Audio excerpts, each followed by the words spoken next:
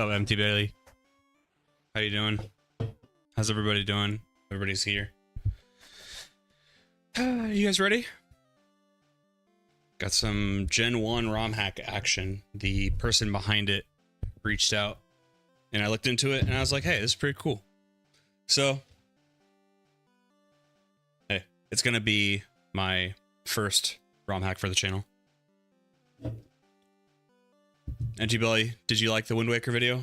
I saw your comment about the the Girl Island reference. All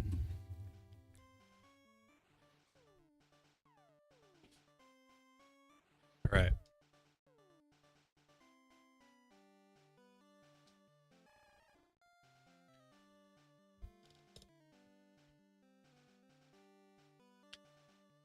I just finished about 25 minutes ago. I'm out running around. The missus and my son are gone away for another week and a half. I'm gonna be home by yourself, dude. Be honest with me. Is that kind of sweet when you have everything to yourself?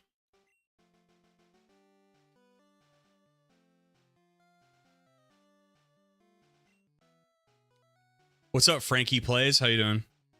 Okay, so immediately we get to choose between a boy and a girl. I've never been a girl in Gen 1, so... Dude, it's 2025, come on. It is sweet, but it gets really quiet at night. Oh, okay, alright. Good man.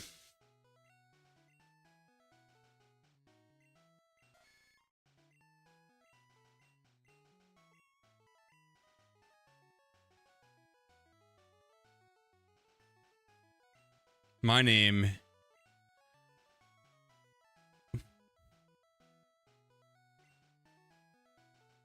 is Livid. Look how perfectly. Just enough characters.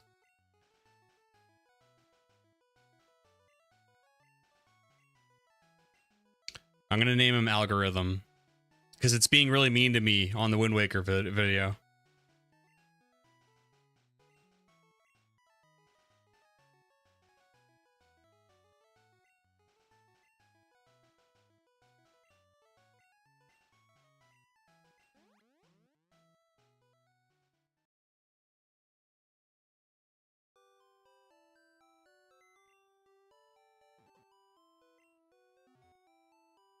Oh, run button. So I'm gonna be typing as I go.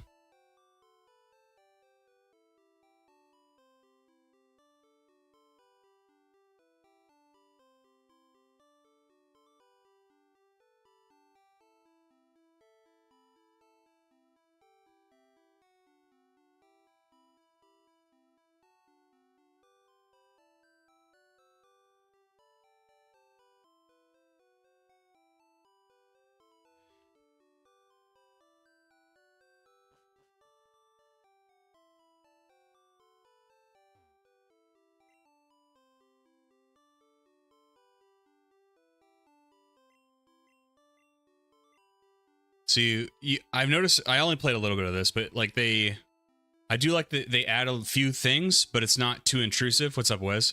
Like this looks like it could have been there back in the day.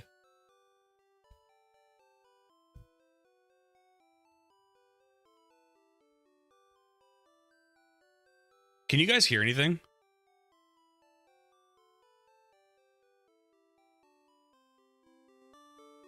Can you hear it now? I don't recall you doing your liquid hot magma, but on the Wind Waker, maybe that's why the algorithm is stubborn. Oh, you know what? You're right. I did not do a liquid hot magma. That is very fair. That's probably what happened. It probably checks for that. Oh, you don't want to stay true to yourself? Then we don't want people to see it.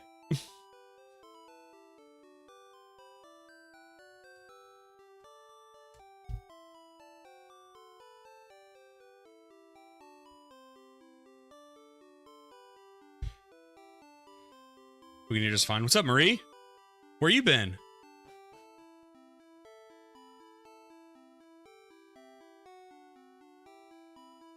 What's up, Arnold?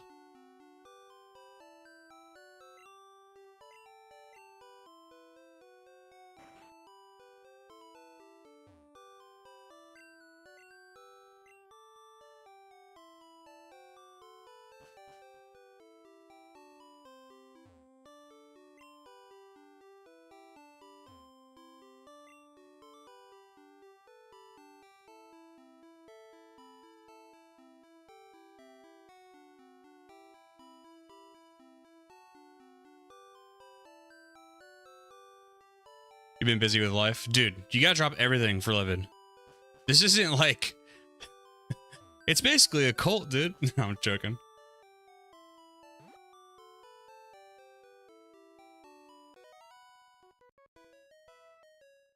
At some point, I might play on Turbo and turn on some just generic Zelda music, or Zelda, Pokemon music. I'd like to have this video out. I'm going camping this weekend on Sunday into Monday, because my girlfriend and I are being strategic on how we do this.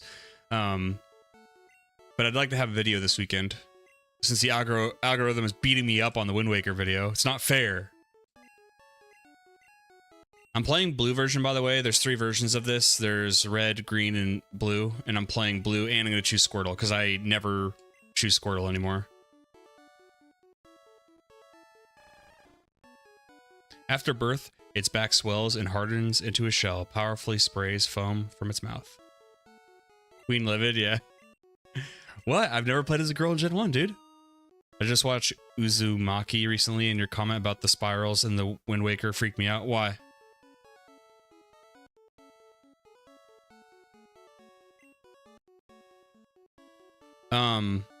Are there any turtle characters in Zelda? What's up, Bat Mabel? You've never heard of this one? It's a Romhack. Dude, wait, do I have that in the description? Oh, okay, I do, okay. Yeah, it's a Romhack. I was gonna be worried if I didn't.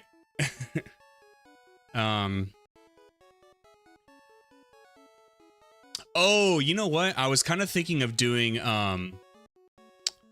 like, what do you call it? Kind of Legends of Rock. Like, I could name this one Ozzy, and then we could do Rhodes, like Randy Rhodes. You guys want to do that? That sounds kind of cool. The only turtle thing in Zelda I can think of is Turtle Rock from the Link to the Past guy. Oh, okay, thank you, Bat.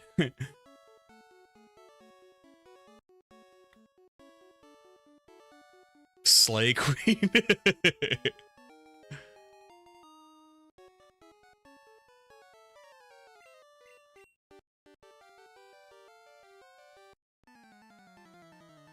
Water starter propaganda. Squirtle Squad stand up. Is that your guys's? What's your guys' favorite Gen 1 starter?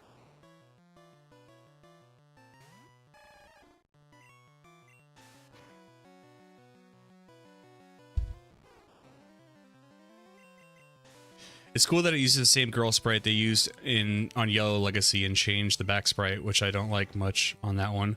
So that's gonna be something I have to be careful about. Is this is the first ROM hack I've ever played, so I don't know if like there's things that the person who made it did or if someone else did. I don't know how to go about giving credit to like, oh, like look at this girl sprite, and then somebody says maybe that in the comment like, well actually that's from this ROM hack, and I'm like, oh, I don't know.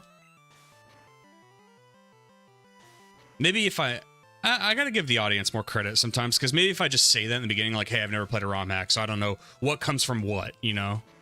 I'm also IPS modding my other GBA. I got those parts yesterday, so I just need to switch the fuses. I'm gonna lose. Damn it, Ozzy! You guys wanna see what came in today? Hold on, let me get the AC going too.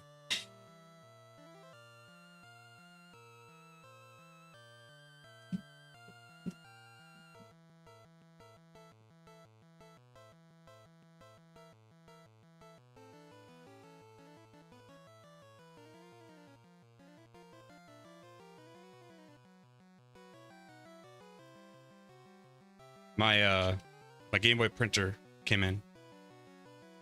It works.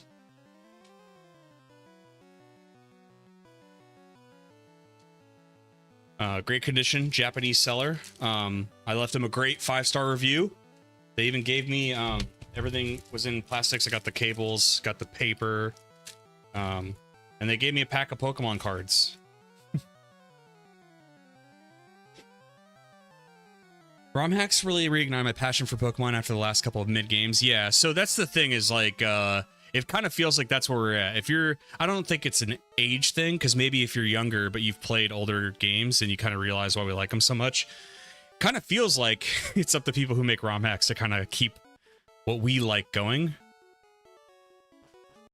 You're Jonah from Discord. Been trying to work on remaking those red and blue tracks. Yeah, you're good, man. For me, the production keeps going, dude. They're loud. Yeah, I've never used it as a kid, so that'll be really cool. And by the way, that's going to be used for a completing Gen 1 with original hardware video. Although I don't know if it's cheating if I use a Game Boy SP if I game off stream. I don't know. What do you guys think? You need Lemmy and Dimebag? Okay. Let's do those two. I like Lemmy and Dimebag.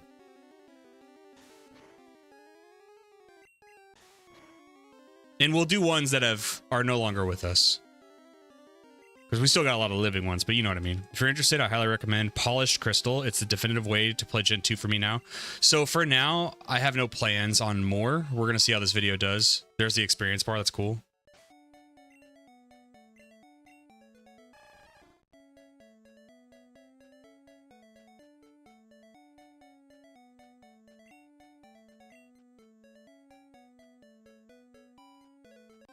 As long as it's Nintendo hardware, it's legit. No, that's not cheating. Okay, fair enough.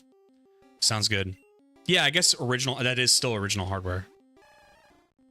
And what's mostly going to be on screen anyway is you guys are going to see me play like Stadium, because I think Stadium will be important to completing the Pokédex. And then 2, I'll be playing the GBA. I should be playing it on Stadium for the increased speed as well. It's gonna be kind of a big video. And I also have to figure out the narrative. Like, okay, so I'm completing it on original stuff, using Pokemon Stadium, using the other versions, original cartridges. What's the narrative beyond that? And I think what's gonna be the end of the video is gonna be me printing out my diploma. Like, that's gonna be so cool, and I'm gonna get it framed. And it'll be on the wall behind us. And so that it works, you can print out the diploma in Pokemon Yellow, so we're going to be playing on that, and Pokemon Yellow you get all the starters, so that makes it too easy, right? Beyond that, and I think if the video does well, we could do Gen 2, and I'm pretty sure Gold, Silver, and Crystal can all get a printable diploma. Have you been playing the 20th anniversary because it's the Romhack ever made? This is my first Romhack.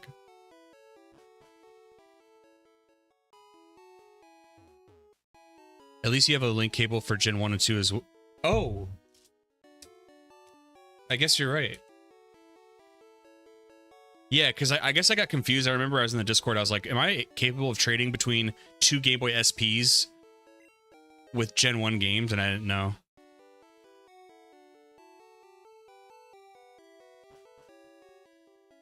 Where did I get this wrong hack? From the person who made it. Let me get that going. Still confused on how to do their name.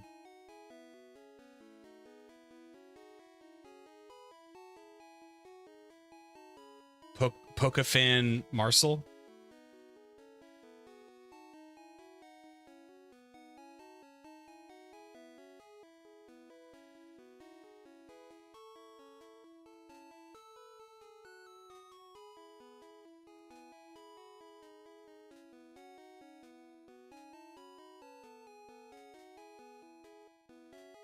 It's called Pokemon Brown. And you already have your badge Mew, so you can get the cooler diploma. Well, did I do that on... Hold on, did I do that? Did I get that Mew on real cartridge? You'd know. You remember better than I do. I was looking for Romhack, I couldn't find it. You just need a Game Boy link cable? Okay. That explains that. I couldn't find it. Sorry. There's a lot of things I haven't thought about because it's the first time I'm doing Romhack, so apologies on that. Would you ever incorporate IRL footage to your videos, like during your camping trip, take footage but put Gen 1 music to show how it just makes everything better? No, I haven't really thought about that. I'm sure I'd do something like that in the future. The closest thing I have to like mixing a little bit of real life is I'd like to do a girlfriend plays Fallout 3 for the first time video, because I think our banter is pretty funny, and I think hearing her talk about the game is pretty funny, and it would be an easy video to do. Like, we just sit here and record it, and then I would just get gameplay to go over it, and I think a video like that would be kind of funny. kind of interesting. But Fallout is also not what I built my channel off of, which is a thing I'm trying to tackle far sooner than leaning more into Pokemon and letting it extend its tendrils to everything in my life. I want to keep playing Pokemon, probably forever, but I want to play whatever I want, and it's hard when you've built your channel on Pokemon and you try to upload anything else. But I'm adamant that I'm going to do that. Other channels can do it. I'm going to do it. Like, I'm just going to keep playing the games I want, including Pokemon, and uploading it. And if I feel I get to a place where like I can just upload whatever and I still have my subs watching it, then I think I'll do more experimental things like that. But for now, it's like kind of stay the course, play the games I want to do, upload content, and, you know, like, the thing is, the Wind Waker video probably won't do well at all, but like, I like it. I've made videos before I don't like. I've usually deleted them. This is like beginning videos you guys have never seen. And it's like, I know it's corny, but at the end of the day, if I like it, it's like, okay, I mean, the cool thing is it's going to be there forever.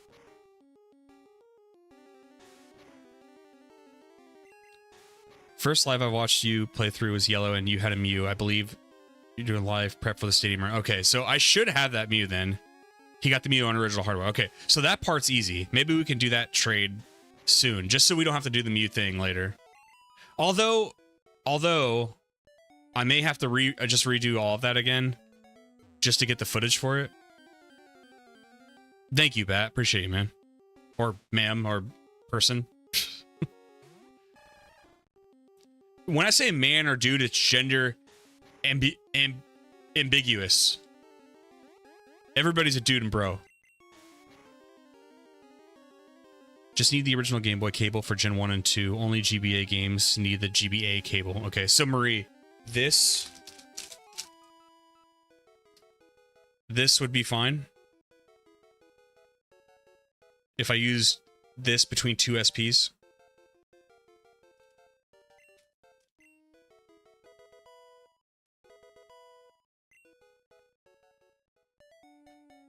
It's me. Okay, thanks.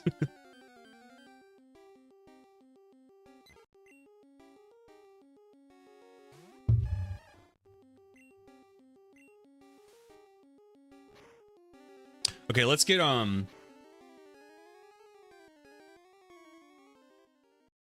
playlists going. I'm gonna play on some Turbo.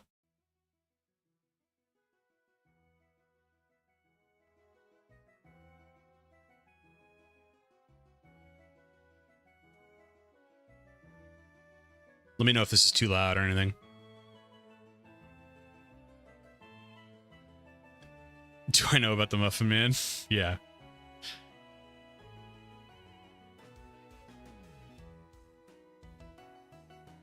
Okay, thank you, Wes. More Gen 5 music, which I will always stand. You know what's so funny? I don't get mad at these comments, but people who are like, they hate Gen 5. God, I love it. Oh, I love it. I'm like, you don't know how wrong you are. Your videos for Gen 5 inspire me to hunt DSi XL and start replaying both games again. It's been such a cool experience. And there we go. There we go. Look at that timing. Thank you, Bet. Enjoy that journey. Oh, at Paris. Okay, so different encounters.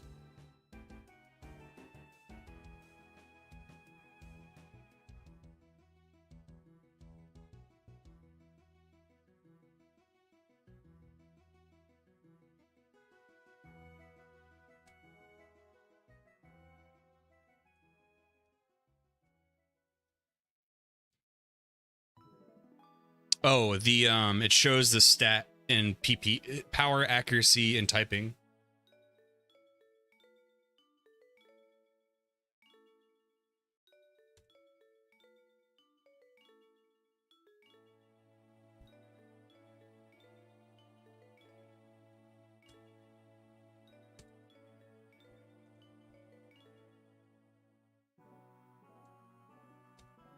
Gen 5 has the best music of the Pokemon history. It's very good.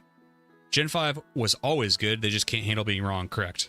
That's, yeah, I said that in the video. Is like, I remember playing it back when it had first came out. And you guys know I'm a critical person. I was critical in the Wind Waker video, even though I liked it. And I never Did I not get Pokeballs? Dang. But I ended up liking it. And I always liked Gen 5. And I never really understood the criticism. Like, you know, I already did this in the video, but like, oh, this is just Gen 1.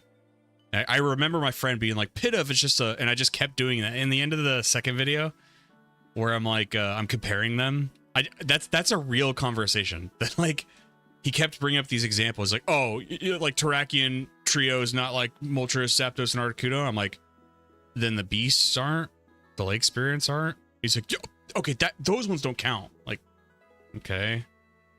Trust me, bro. Gen 5 sucks. All right.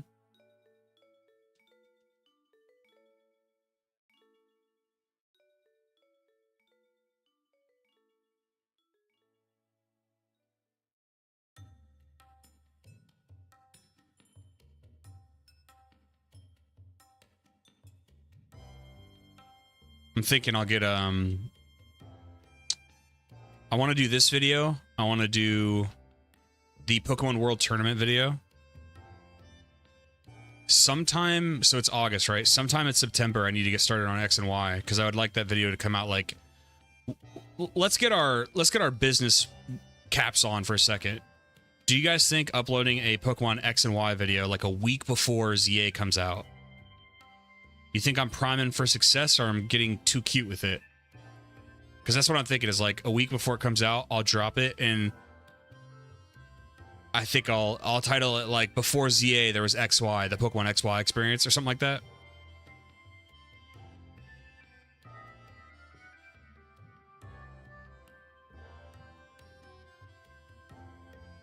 Before I do the second rival fight, I'd like to get another Pokemon, but I don't know what I want yet.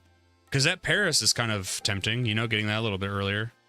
What I like about that edition, too, is like, it's not too drastic of a change. Like, you can get it in Mount Moon. Pidove might not be the best early bird, but it has the final evolution of sexual dimorphism. That's pretty unique. That is pretty cool.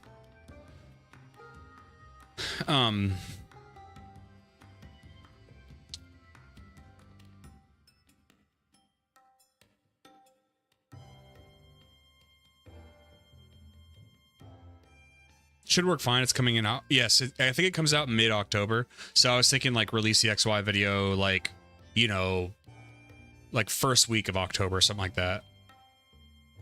Just so I can maybe catch the wave. People hyped about it. And I definitely didn't like X and Y as much as I'd liked, you know, Gen 5. But I still remember liking Gen 6. Like, I didn't hate it. I think the first thing that comes to mind is, like, I really don't like the starters other than Froakie. Froakie's cool.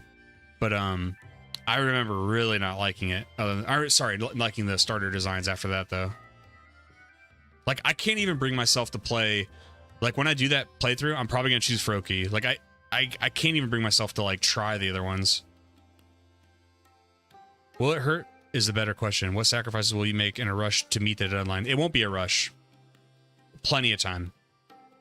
If I start that video, if I start playing that video, like even in the middle of September, that's plenty of time to play and make the video. Plenty of time. But you guys don't understand. I make these, God, maybe you do understand. And sometimes it hurts the video a little bit, but I make these videos like lightning quick. I'm playing on and off stream. I'm writing on and off stream. Believe me, I'm intentionally kind of giving myself a little bit more time on the video because I am happy to report algorithmically everything else is going well, you know, ad revenue and stuff like that, which alleviates a lot of pressure. I'm still operating at a loss, but that was the plan. I gave myself a couple years to get this thing going. But things are going so much better than I thought they were or would be, that it has allowed me to like slow down a bit, take a breath, like enjoy it, you know? You're supposed to be enjoying it. And I always have, but I think I'm elevating the experience even more.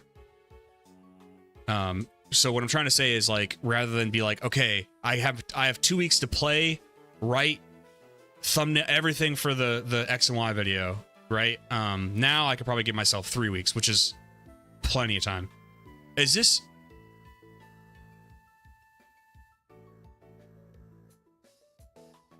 This is tough. Oh, he's gonna beat me. Damn you!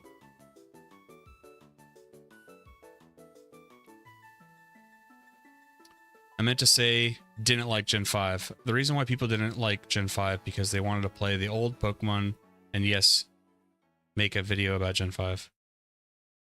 I'm not sure what you're saying, to be honest. Sorry. Well, love Gen 5. I was so excited about that Samurott got a Hisuian form and now Emboar is getting a Mega Evolution.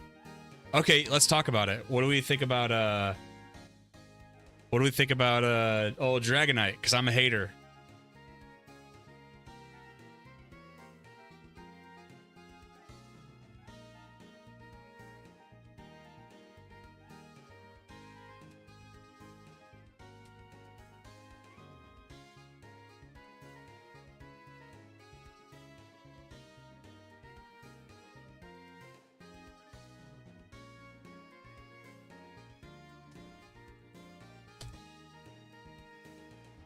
If it works, it works. The end product is not suffering quality-wise, so there's no problem in doing it quickly. Thank you. Take the time it needs. Best part about Gen 6 was the music. Kalos has a beautiful OST. I gotta be honest, I don't remember it. I think I'll remember it better when I play it again. Did they really add the bug catcher Samurai Kid from Metapod episode? Is that what it is? Could look better, but that it's fine. What do you mean? What are you responding to?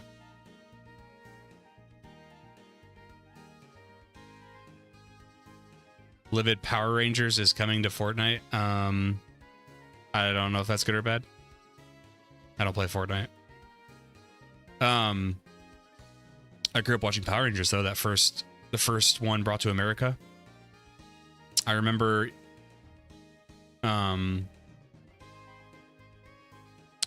my aunt left out Milk Duds. It was like sometime before Christmas and they were doing like a Power Rangers marathon that went well into midnight. And she left out Milk Duds, and I proceeded to consume all the Milk Duds while watching Power Rangers, and I got very sick. I think the Mega Dragonite is cute, has some angel-like features which suit the lore of how it rescues people. He even asks if you're a kid from Pallet Town. It's pre-fight dialogue.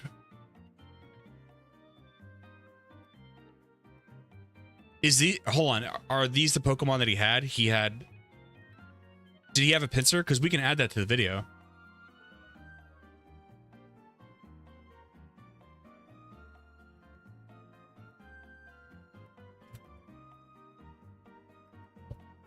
Yeah, the Samurai Kid, right?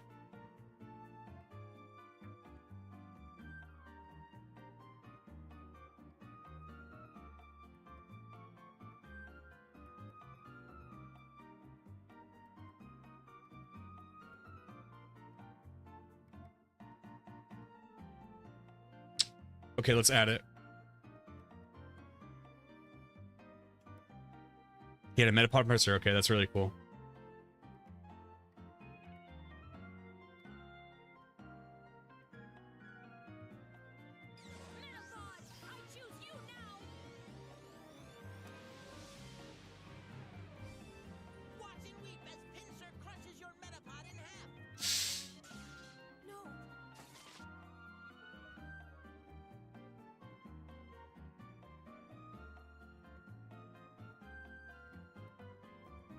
I'd show you, but I don't want to mess up all this stuff on stream.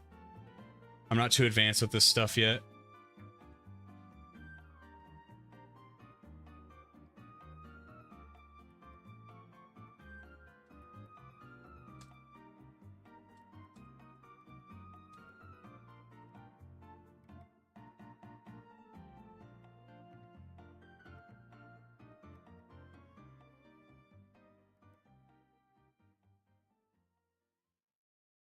What's up, Quinn?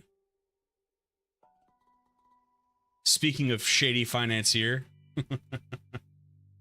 New project just dropped, leatherworking. In other news, I hate leatherworking.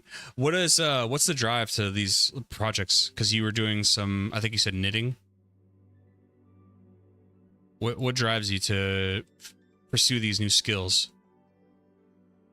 The Indigo season of the anime is the best. I stopped watching around. Stop landing. Can you do me a favor? Can you stop landing criticals? Just do me that one solid. Thank you. I stopped watching the anime as a kid right around, honestly, the Johto season. Like, I remember Ash getting Chikorita, and I don't really remember a lot after that.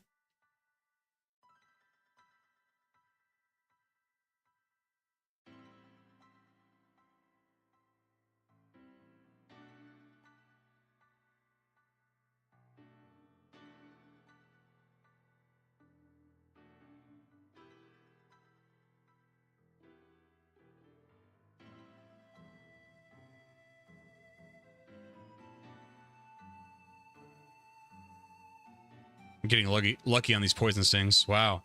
3 poison stings, no poison. I watched a video essay on Kids WB, and I forgot what kind of happiness was like on Saturday morning. I remember, dude. I used to, not even Saturday mornings, but my bus from school used to take way too long to get me home, so I would miss Yu-Gi-Oh! And that pissed me off so much that I used to walk from school when I definitely wasn't supposed to. And again, early 2000s era, right? So, like, they just, like, weren't taking me into account until, like, way late in the game. And I'll never forget, it was kind of a creepy, there was, like, I don't know how your guys' schools were, but in Washington State, we had these, like, positions for teachers who did not need degrees, but they were, like, chaperones in the classroom. I don't know, it was weird.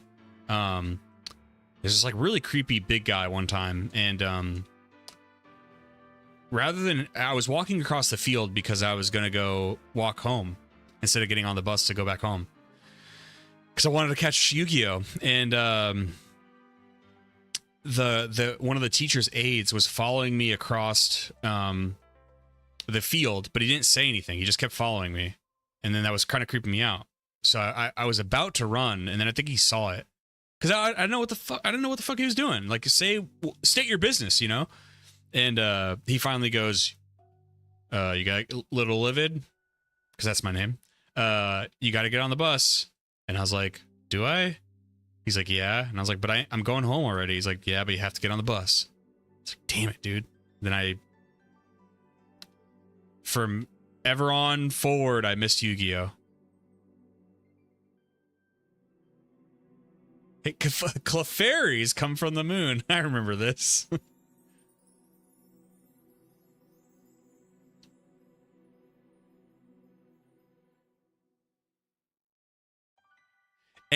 Any guessing that the best they could do with the Mega Dragonite was because Game Freak doesn't want to pay or get sued with copywriting anybody else's design?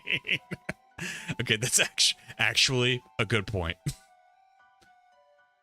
I just want to learn everything I can, so I just start new projects. For example, today I learned how to set rock wall routes, so now I can set my own climbs. That's pretty cool, man. I'm getting like that in a lesser degree. I'm like trying to, when it comes to like content creation, rather than like I've never paid anybody to do anything, and I'm kind of proud of that, because I'm like, well, first of all, I don't have the budget. Secondly, I should learn for myself, because when a lot of stuff with content is like, well, at least a level. Okay, not like I'm the craziest best editor. I'm like really good at elementary school level editing, but it's, I don't have to pay anybody. You know what I mean? So it's like learning new skills is fun. I didn't always used to be like that.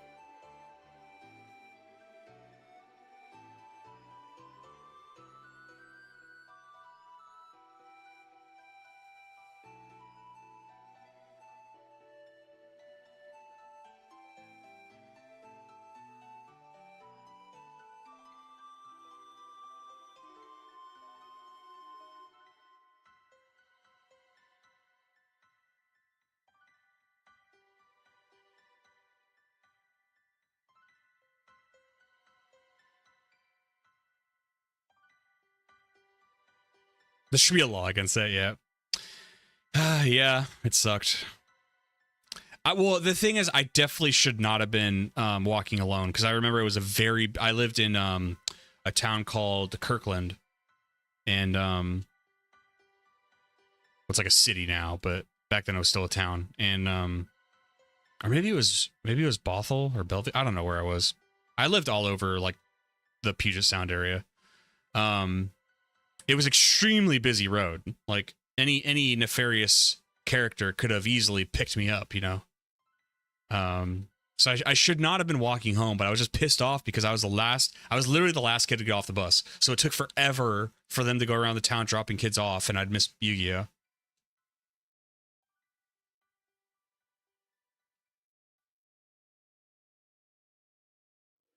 Dragonite was that it stayed in the same type. Would have loved it to become Dragon Fairy at first. See, Dragon Fairy would have made sense. It looks like it too. That's a good point. Like, do something different with it, right? Learning a lot of physical skills, so I'm not replaced by AI. I'm gonna be employable one day. That's another truth too. There's like certain jobs where like I could definitely see it being taken over by AI, like with not just within our lifetime, within like 10 years. You know, so many jobs are probably gonna go away. But there's a lot where like robotics would have to come a really long way, and a lot of other stuff that I don't think is like feasible in our time. And it's a lot of those physical jobs. At least that's what I hope. And then as far as content goes, oh my gosh. The thing is, I have faith in people who watch content because like I know that I don't like watching AI generated content. Anytime I get recommended that stuff, I block it on YouTube because I'm like, this is so ridiculous. My hope is that people just want to listen from real people talking about real things, so I can, if I can magically have this channel do well, doing exactly what I'm doing now, perfect. Perfect. I think the act of learning new stuff constantly makes me a better employee because I can learn on the fly. Yeah, there you go. I'd love all companies. What's up, Youngkin? I'd love all companies to be tax heavier. 11 out of 10. I don't want to say anything because I don't know. I don't know. Because with so many jobs, so there's something to. Oh, let me get rid of the spot. There's something to be said of like, I've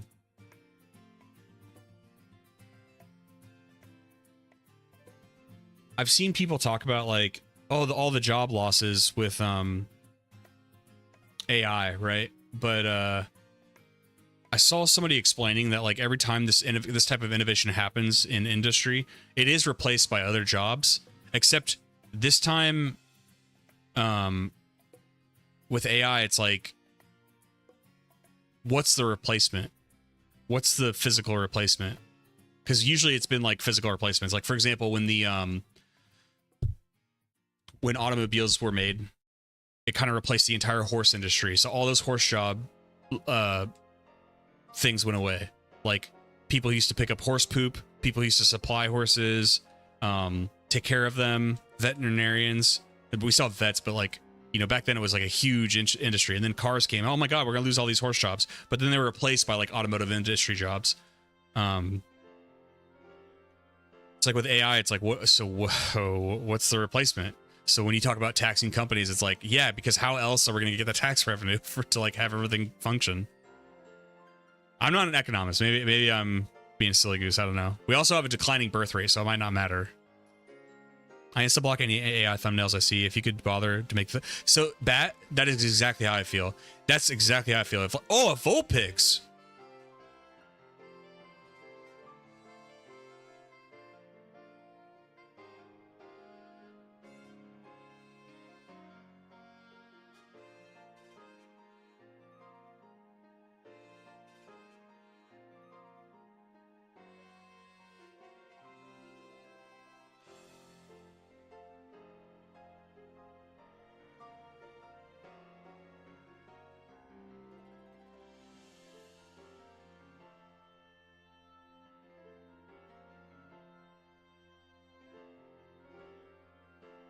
But I definitely agree. I'm the same way. When I see AI generated like anything, pretty much, that's what I think is like, so you couldn't even bother to like make the thumbnail? Because in my personal opinion, like, and maybe I don't know. Maybe I don't know what the hell I'm talking about. Because like sometimes I don't know if my thumbnails are good.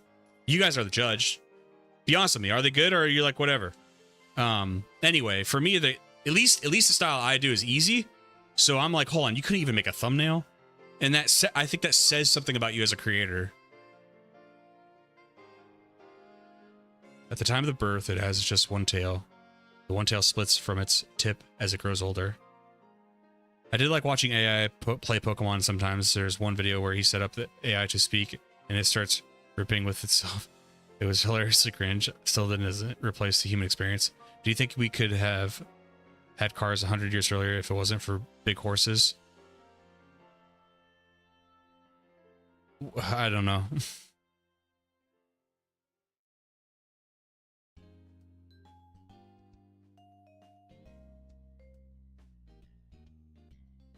Oh my god, I forgot to nickname it. Guys, I think we have to catch another one.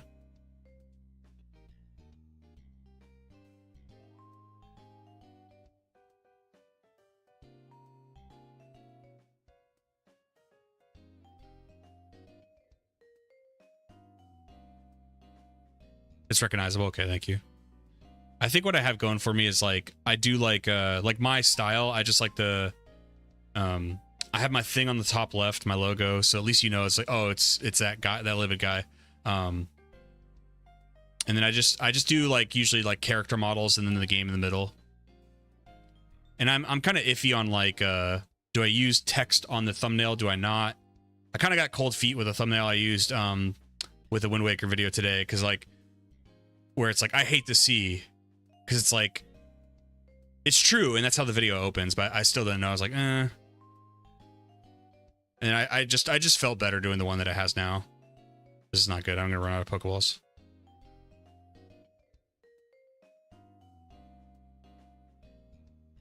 I miss Livid flexing his arms. Dude, okay, I didn't flex, but yes, my muscle mass has gone down.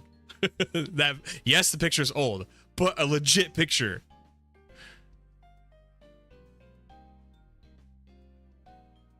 Okay, Rhodes. I think Randy Rhodes is spelled like R-H-O-A-D-S. Yes.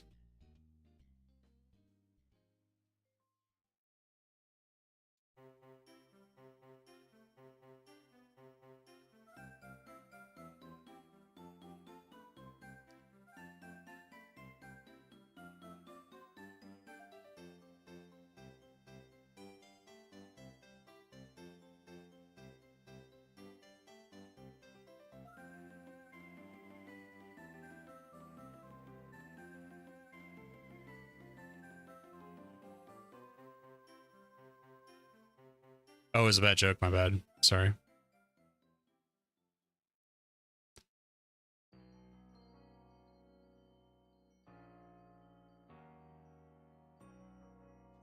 Let's train this little guy.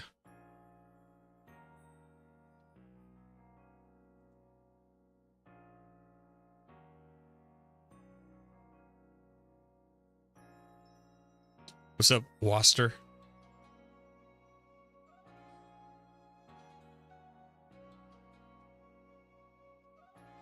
Mountains over sea any day. That guy's livid sometimes, yeah. Usually you'd only see it on streams, though. I always wonder if, like, somebody checking out my stream for the first time after watching my videos are like, what the fuck? I'll step back a bit because my friends are calling me to play, but have a nice stream. Thank you. Appreciate you hanging out.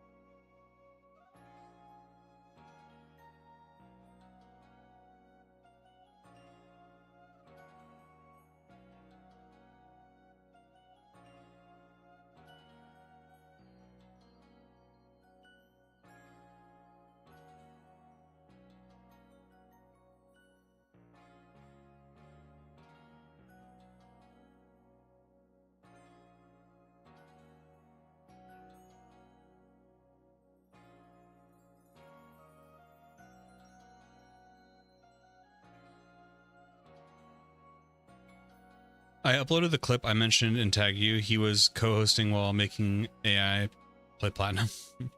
It's pretty cool. I'll check it out when I get off.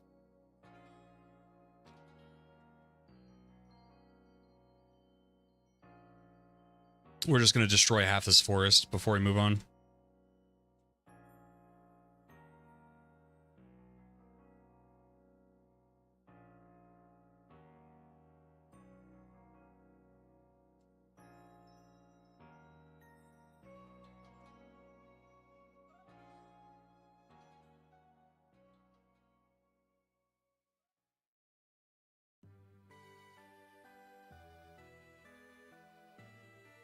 Now that you beat Wind Waker, you probably know my least favorite parts. My guess would be you didn't like the Triforce quest. I didn't even mention the video because I really didn't mind it. But I know they made it a lot like easier. So you tell me what are the things you don't like, and what did you think about the video? What do you think about my points? Since you sound like you like the game a lot, or so that. Well, I don't think you like the game a lot, but like, what are your gripes?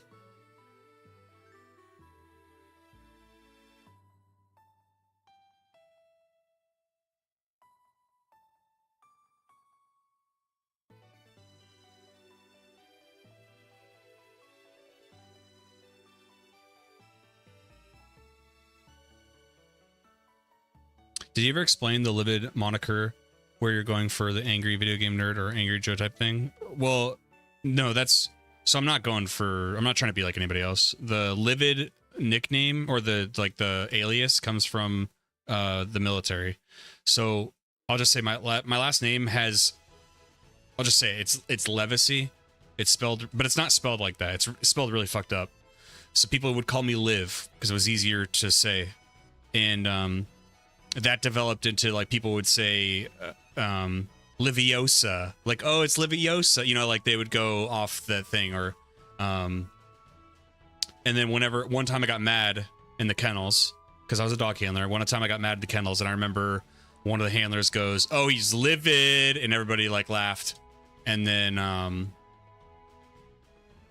when we would play after work on Xbox Live and stuff, they would just say livid. So then I was like, okay, that'll be like my thing. That'll be like my nickname. But no, I don't think my videos try to be like AVGN or Angry Joe at all. Like, I'm not on camera. I don't do like skits and stuff. You know what I mean? I don't really like, I guess I haven't really thought about that. Like, I don't know who you could probably compare like bits and pieces of me to other people, but I'm not sure that I'm like trying to be like anybody. You already mentioned that Quill is from the Wii U version, smooth, but a lot of things, which is great. The classic Wind Waker fans will be complaining that you didn't beat the right game, which is dumb. Yeah, well, the thing is, like, I'm all okay. So back in the day, before probably anybody but Quinn, because Quinn was there for it, I made a Majora's Mask video, but it was more of like a review video, very short. And I was playing the 3DS version, and the comments in that video made a lot of sense. And I was like, oh, okay, I should play the original. The comments for the Wind Waker argument, none of them make any sense to me. They're like, oh, the charm is lost. No, it's not. Still looks good. Yep, there's a bloom effect, and that's annoying. But most of the game doesn't have it. Still looks good. It looks great, in fact. People were saying, oh, I like having to go on the Triforce quest and finding all those maps and getting Tingle to decipher it. Exactly how much time it took to do in the Wii U version was about enough for me. If I had to do that a lot more, I probably would have been pissed off. So those are like the two big ones people will try to say, and I just don't. In my opinion, I don't think those arguments are very strong. Like, that doesn't mean suddenly that the Wii U version sucks and the GameCube version is like vastly superior and I totally missed out. No, I don't see that argument at all. I meant just a naming convention. I wasn't incentivizing copy. Oh, sorry. I didn't think you were either. I tend to go on tangents. My bad. I'm not gonna do Pikachu, even though it's rare. But yeah, just God, that's how it came up. It was in the military. Started off with Liviosa, which was funny, and then I was like being a jokey mad. I was like jokingly being mad, and then a handler named Michael, who's like always livid, and the whole kennel like burst out laughing. I was like, haha. I always thought the Wii U version was better, especially with the gamepad being the inventory map. Yeah, that was great too. It felt fluid. Like, there's going to be some things I can't mention in the video because of my first time was playing the Wii U version. It's not going to be... There's going to be certain things that are like vastly different. For example, if people didn't like having to switch out items a lot before in the original, I'm not going to mention that because I didn't really see it in the Wii U version.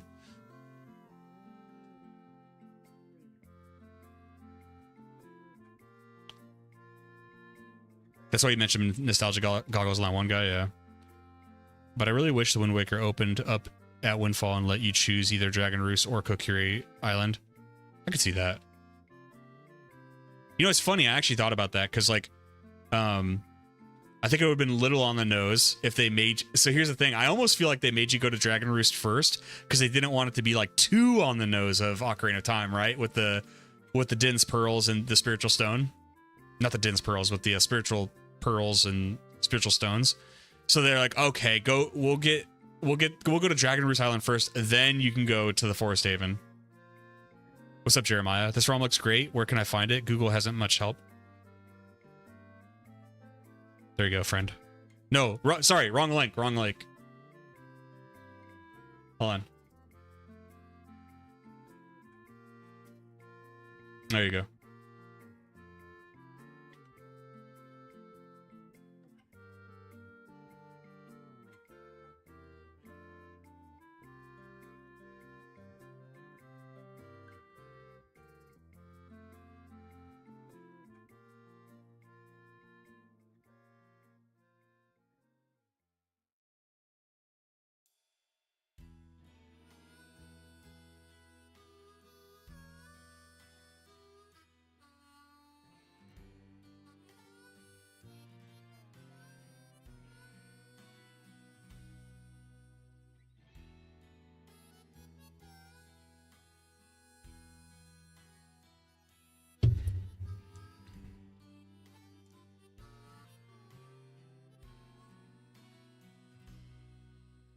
You're the man, thank you. Love your videos, keep up the great work. Thank you, Jeremiah. I appreciate it, man.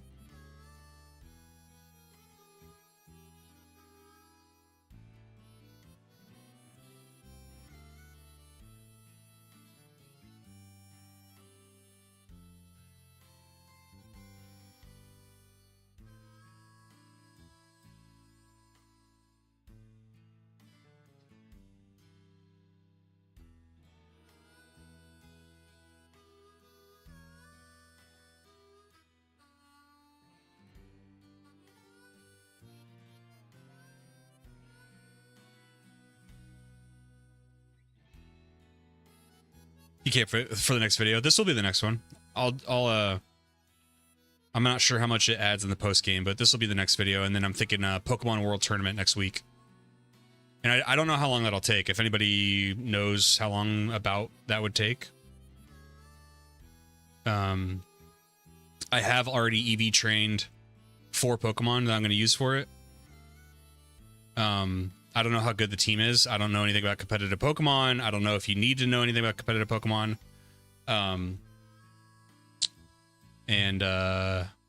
Yeah, so we'll see how good the team is.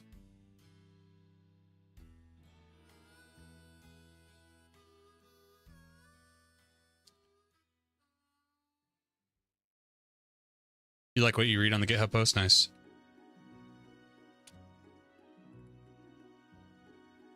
Yeah, the creator reached out. It was pretty cool. And then I decided, I was like bored. I was like, okay, let me try it out. Because other people have reached out before. Like one time on a dev of a game on Steam, they reached out. And they gave me free copies and stuff to play it. And just to be honest, it was all right. You know what I mean? So, and I told them straight up, I was like, hey, no promises on a video. Like, I got a lot on my plate. And they're like, yeah, no worries. And I played it, and I could kind of see, I was like, I don't think it's a game for me. Not necessarily bad, I just didn't think it was a game for me. And it's like, I'm not out here like, okay, I want to be able to say, I'm like, I'll be honest no matter what. But when it comes to like people making ROM hacks or smaller devs, I'm not trying to fuck anybody over. You know what I mean? If I don't like it and there's someone like that, I'm just not going to make the video. I'm not going to be like, this game sucks. However, I don't think criticism is bad. Like, as long as you're being honest and fair, and I guess what I'm trying, I don't know what the equivalent of punching down would be, because it's not like I make games. I'm a talking head. But I'm not trying to fuck anybody over who's, you're a AAA studio, dude, I'm coming after you. I can say whatever the hell I want.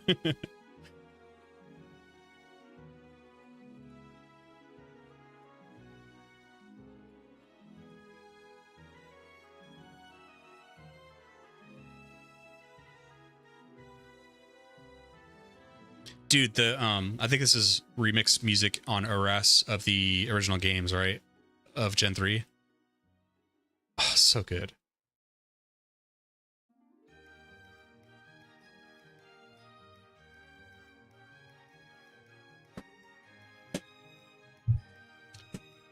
Oh, and then I gotta do a beating Gen 1 on original hardware video. I think I'll do that after the World Tournament video. You just got the Discord notifications now? It's so stupid. Sutopolis, okay. Eon, what do you think of Gen 3 remakes?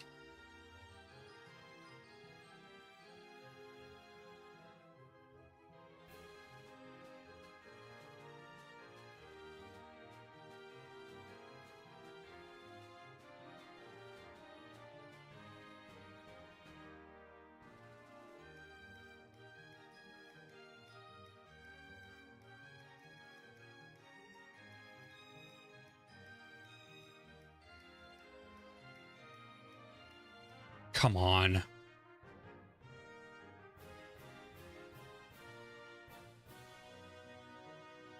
The last good remakes. I've never played the Brilliant Diamond Shining Pearl.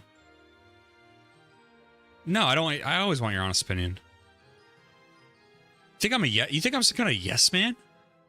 Oh, they added a key items thing. That's so fucking nice.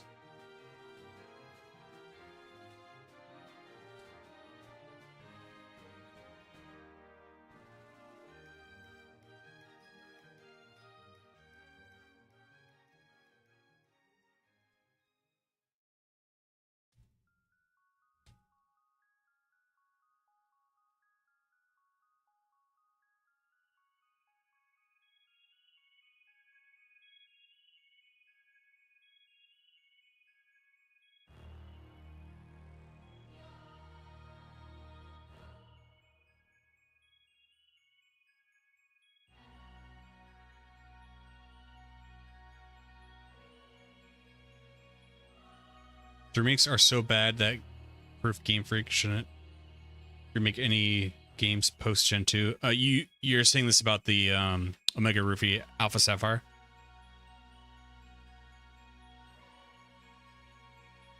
Can you give examples on why you don't like it? I really don't have an opinion. I played them like once, and really the most I remember from the Gen 3 remakes are that's when I started making a living. Yes, that's when I started making a living dex and shiny hunting. Like, very casually. They might be fun to play, but as games, they invalidate the original hardcore server. It boggles my mind that they didn't add more content.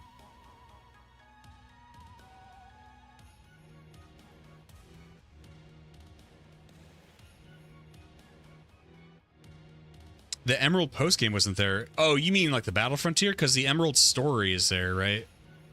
But yeah, you mean like the Battle Frontier? That is fucking crazy. Because that would have been so cool thinking about it, like in all 3D and stuff like that, having all the layouts of the Battle Frontier and stuff. What's up, Beth? Hello, I've been binging your videos so much for the past few days. Been really helping me get through a lot of work shifts. I wish you the best with your YouTube journey. I'll be watching any chance I get. Thank you. I really appreciate that. I'm glad you like my stuff. I can't wait to bring you more. So thank you for saying that. I really don't like 3D Pokemon and watch the colors compared to original Gen 3. I dislike it heavily.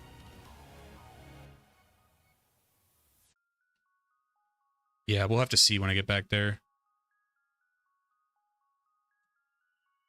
I know you're excited for my Gen 7 videos. It's gonna be interesting when I get the Gen 7. It's just gonna be interesting seeing what people think and say. I keep saying that like an impending doom, but I might end up liking him a lot more on replay because like it's not that I don't like. Ironically, there's so much I do like about Gen 7, but playing it as a video game is just miserable.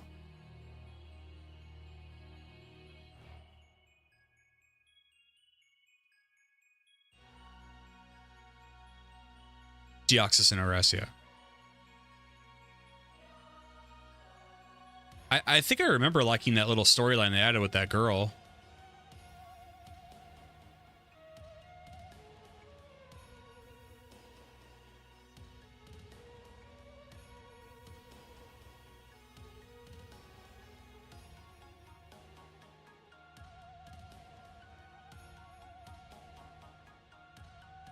I agree, not adding the Battle Frontier, because like I just got so excited when I thought of that. I'm like, I do remember that. I'm like, hold on, they didn't have the Battle Frontier. How cool would it have been to have it though? Like seeing all those Battle Frontier trainers.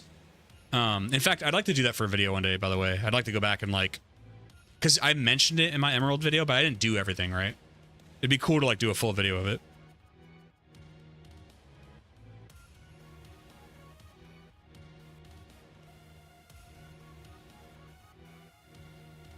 Like, I just got a flashing 3D image of my head of, remember that trainer in the pyramid?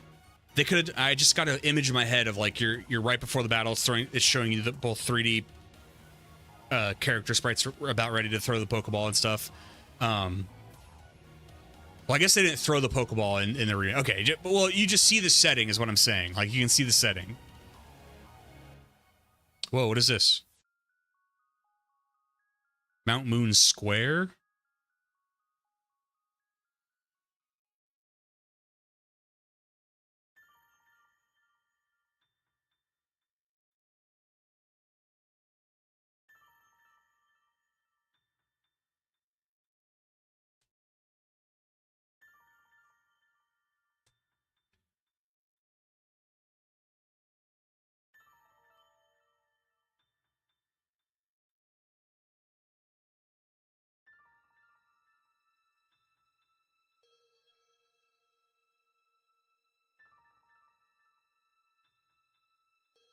Mount Boo Square, do not litter. Clefairy comes to the pond. Oh, this is like Gen 2. My Pokemon evolved as we practice our strikes on this rock. What are you? Golem. Wait. Is that how you evolve? Is that how you evolve a Graveler? Is you come here and you click on this? That'd be cool. Well, this is cool.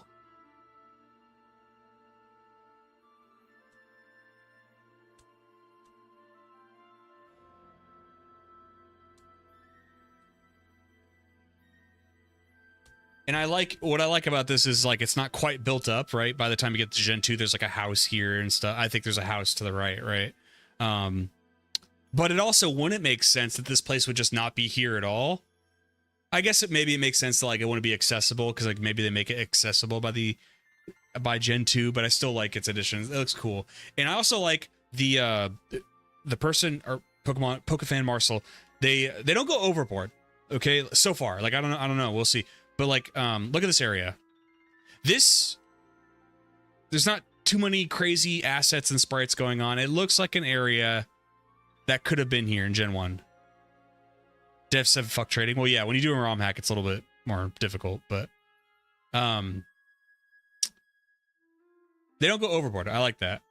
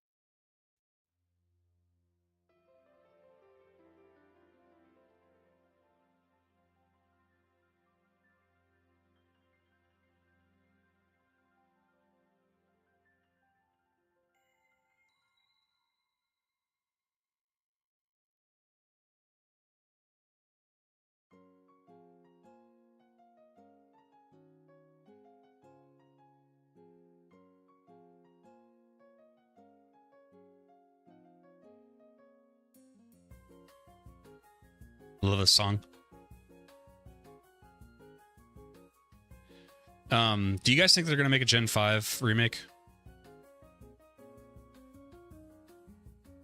Because at this point, I don't know if it's inevitable or not. The thing I'm worried about is like I don't want a Go game. I want like a real remake. When the Gen 4 Origin forms look grotesque because they're all trying to emulate RCs, someone did a thing where they combine their parts and make.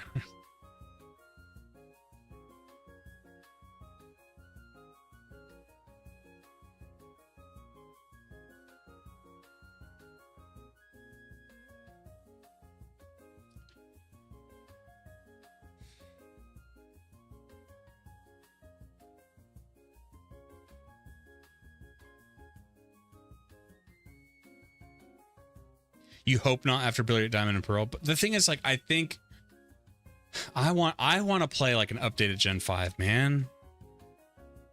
You're right. Like, I don't know. And I've seen this with two companies.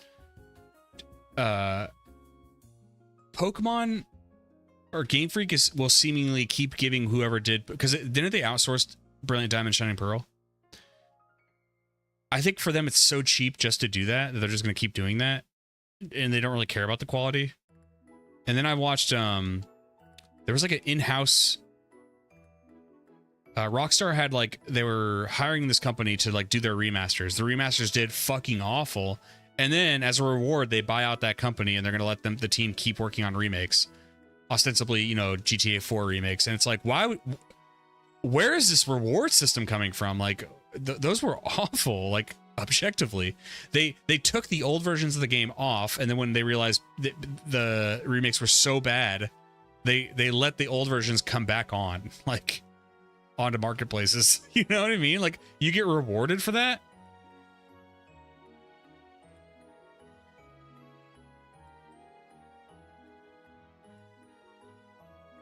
They fumbled the back so hard it should be studied. Yeah, I mean, well, I think it's just that makes sense when you. Not like the quality in-house was, in my opinion, doing great at Game Freak at the time. They let somebody outside the company do it, and it's, I don't know. I feel like beyond graphics, that team was just like,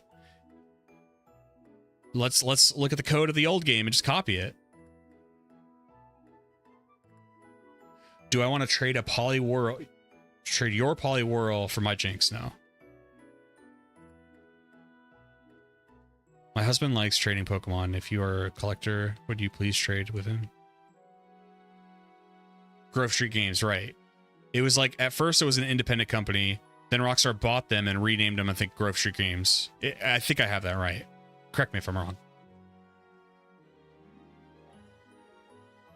But I don't understand. Like, when I heard that announcement, I'm like, oh, so we're just going to reward shitty game making. That's awesome.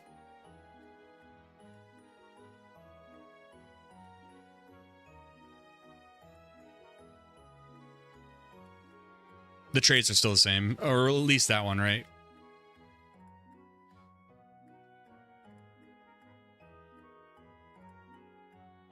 That's a OG trade? Pokemon needs a Shin Megami Tensei style combat game. I haven't played it, but I'd like to. And I'd like to play Personas. I'd like to play Metaphor as well. For some reason, I have a weird inkling that I think Persona games might do okay on my channel.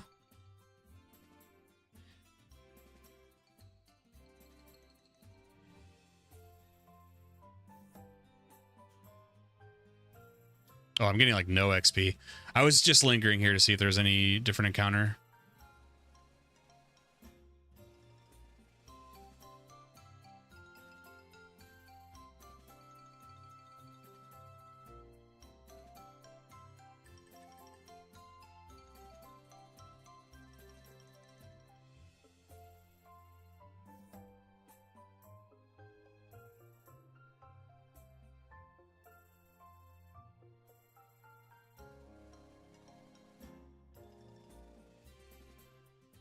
It's unbelievable. Okay, you're getting me hyped.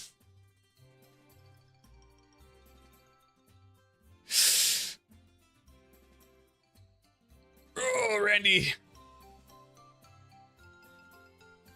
This isn't good.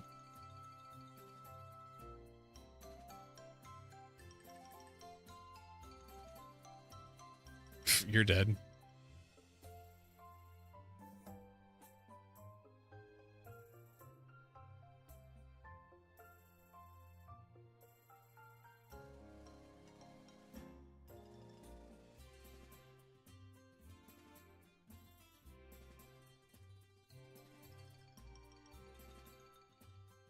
Come on.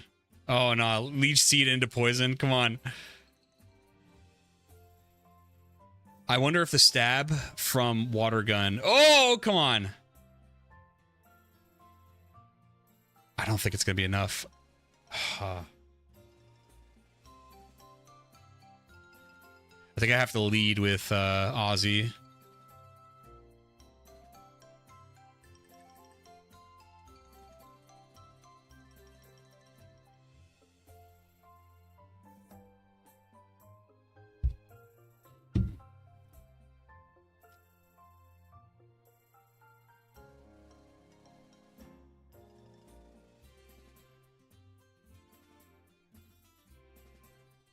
Jesus Christ, come on.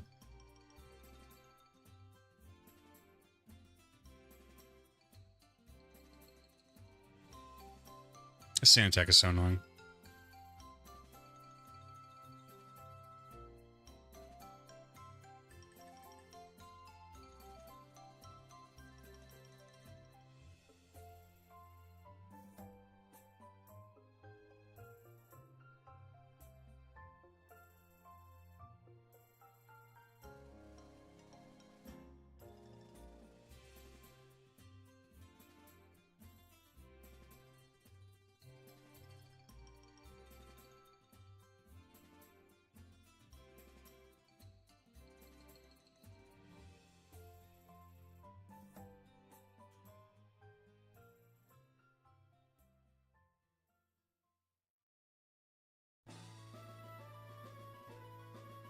I'm biased into the combat and character design, specifically Brigitte was made in a lab for me. Can you explain the combat to me?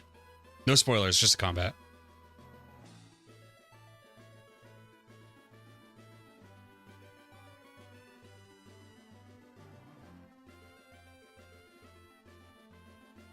I should have switched out. Sand attack's illegal. It should be. Oh my god, come on, bite!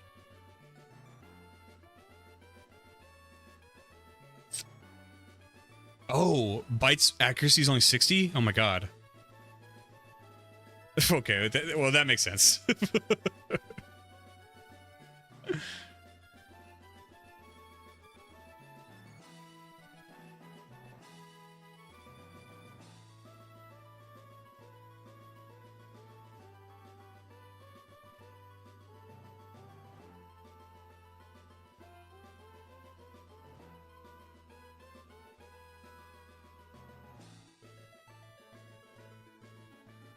I got you, Eon.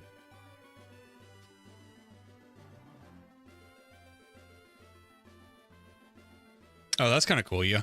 So it doesn't waste your time with shitty encounters.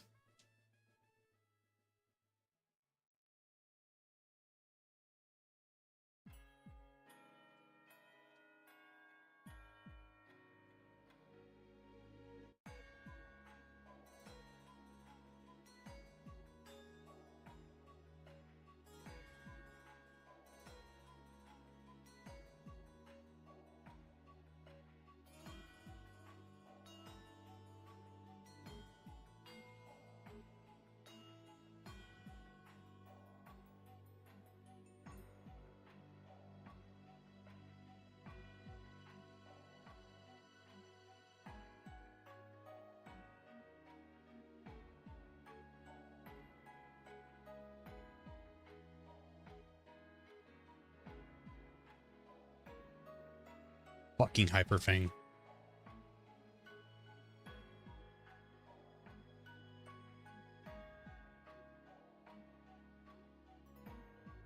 In each character, instead of persona, they get a heroic job, like from Final Fantasy. I don't really know too much about Final Fantasy. Wasn't there like a job system in the second one or something?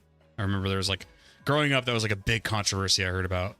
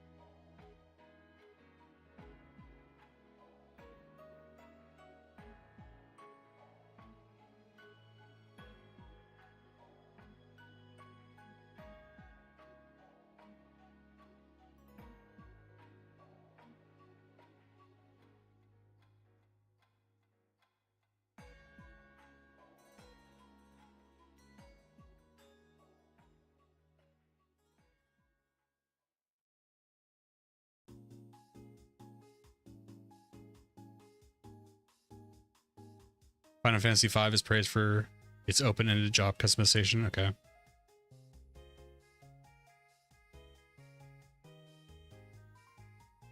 And Bravely. Is Bravely the same? Oh, like Bravely Default?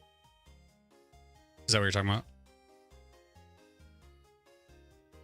I wonder, what do you guys think? Okay, when you think of like Pokemon fans and what adjacent franchises they like, what do you think is an adjacent franchise Pokemon fans like? Because if it's something I'm already interested in, maybe I could try a video of like that game. Because like I guess I would just there's a list in my head of games I would just like to play, and I just like would wish they would do well on the channel, but like I think it's not gonna happen like that. I have to find like something that a sub from my channel with a high degree of likelihood would go, oh, I like that franchise too.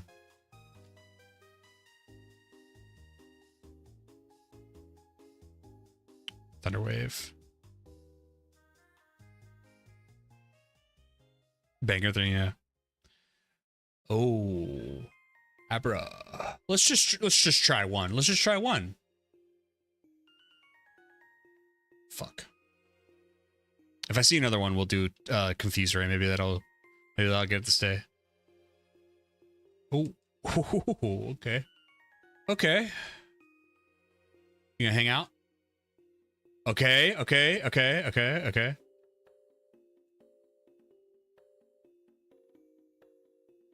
Fuck.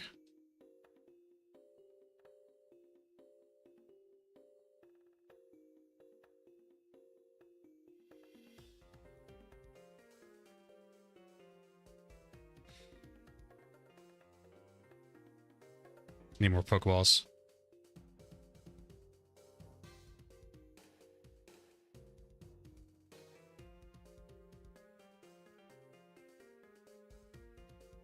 Sinnoh. Or sorry, Sinjo. Yes, of course. Hey, talk to me. Payphone, it doesn't seem to be working.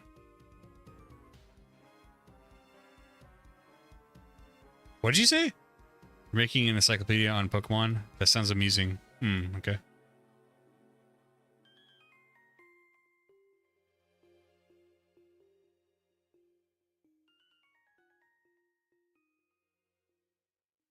Ooh.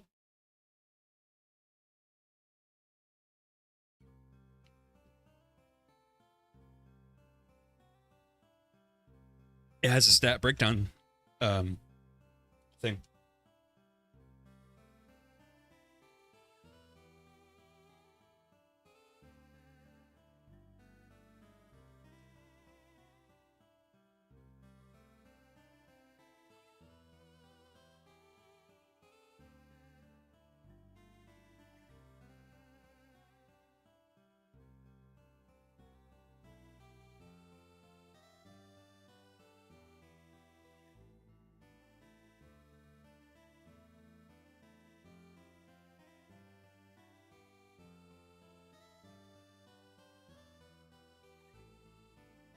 Yeah, it is cool.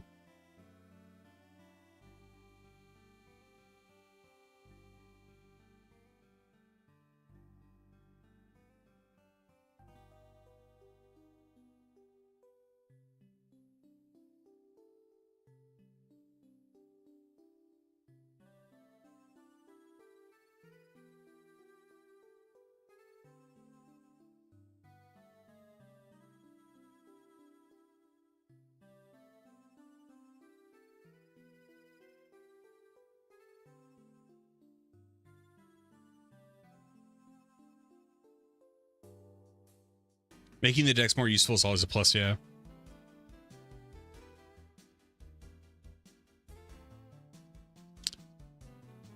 I think they upped the. I think he upped the encounter rate for Abra because I've seen so many now. Okay, come on, get in there.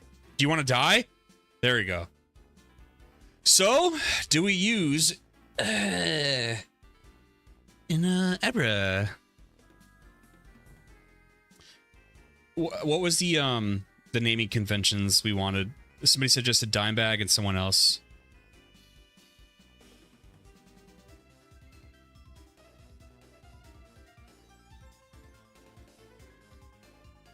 Yeah, Westcote Point.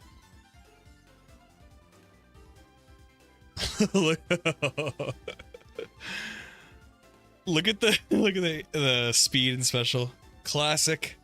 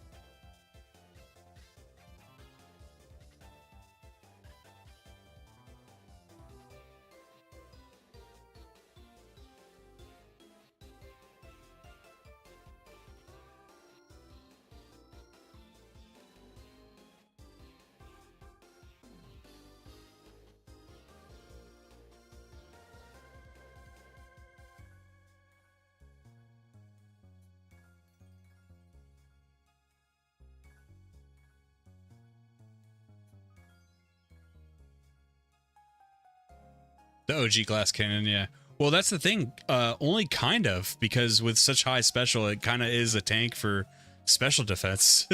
Although its HP being low, kind of makes up for that too. That's the sickening thing about, you know, before the special stat split.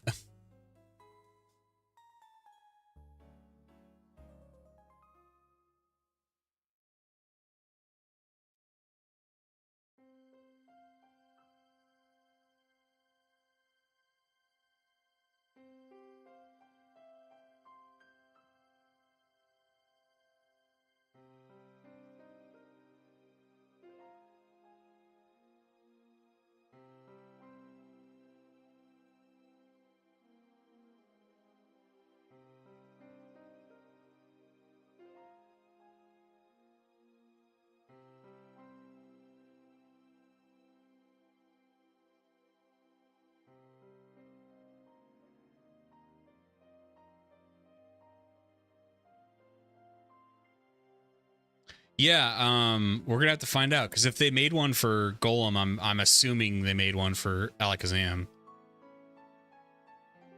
and that'll be good to showcase feature.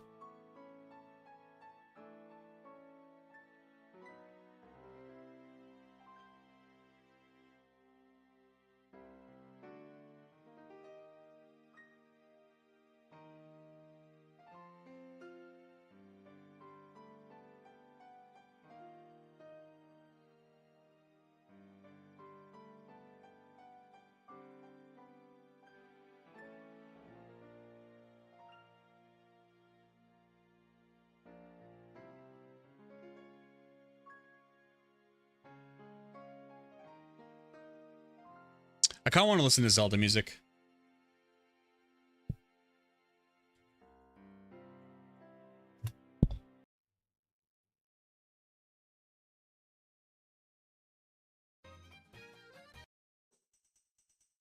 There we go.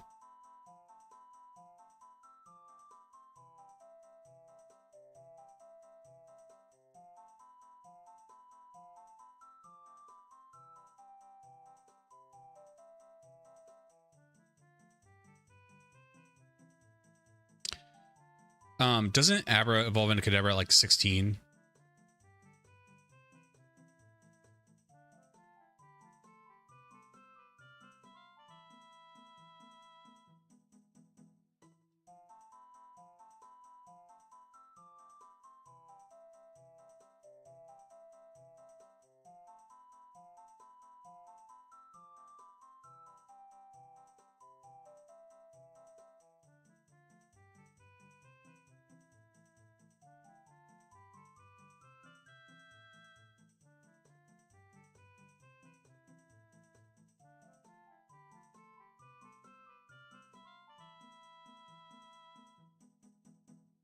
Forgot to switch out.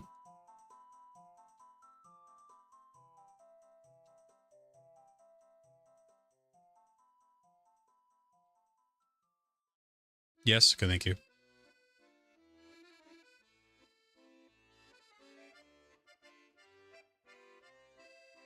What's the next Rockstar that we got to do? There's Dimebag.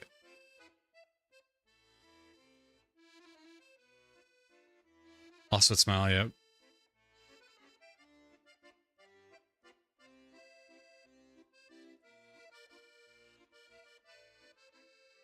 And I want more like metal slanted ones. I want what I like.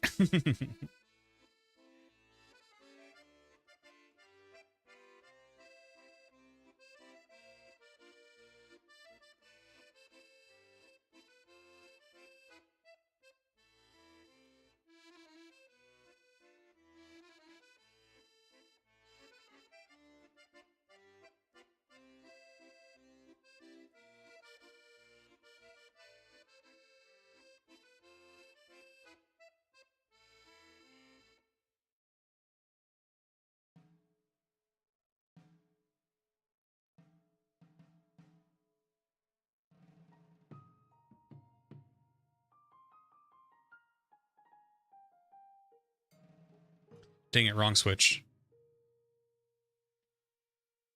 All right, Dimebag, take one hit.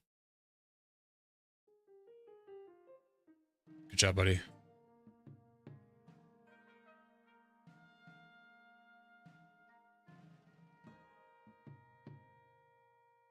Oh, Lemmy, thank you.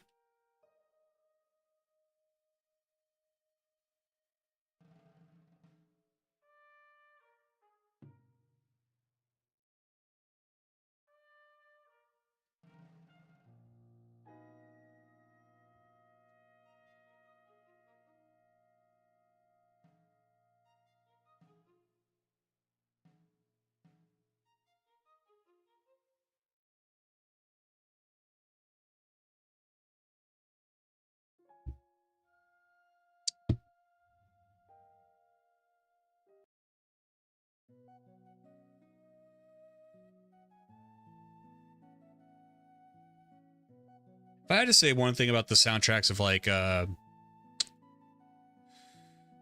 Tears of the Kingdom and Breath of the Wild is like they can kind of get into that melancholy too much, where it's like just like nothing's going on, just like a few notes every couple seconds. You're like, you gonna play anything?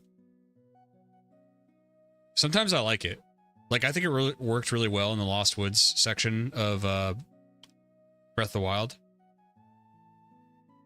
but other times I'm like, it's too much of it. It feels like Seattle coffee shop sometimes. Or like wannabe hippie.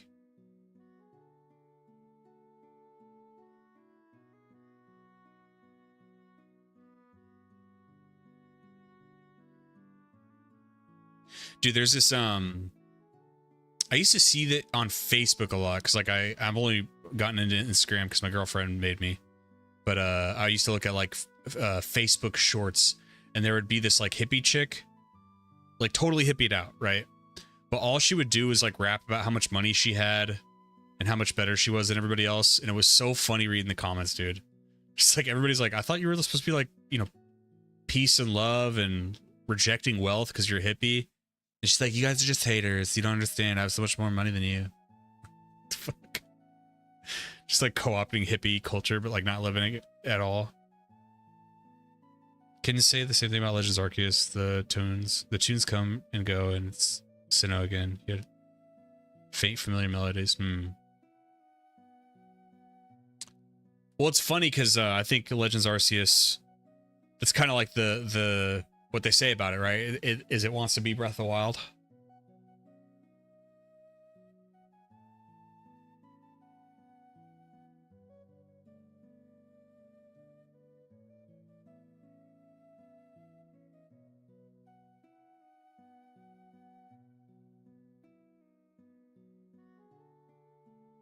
Return to Forest Jam, peak video games.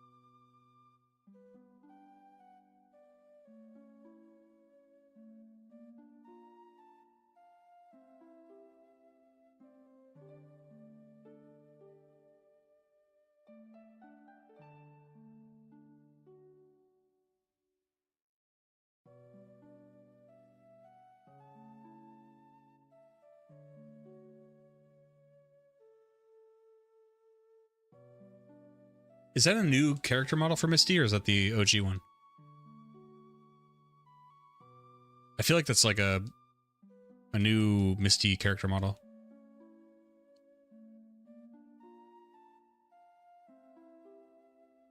Pretty sure this is new, right?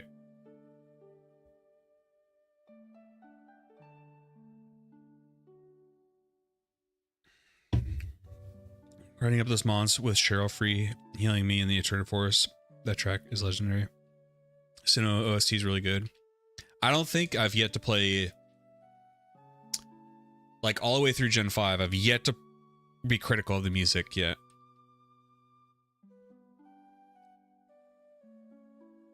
And I know I already like Gen 5 music, or sorry, Gen 7 music too.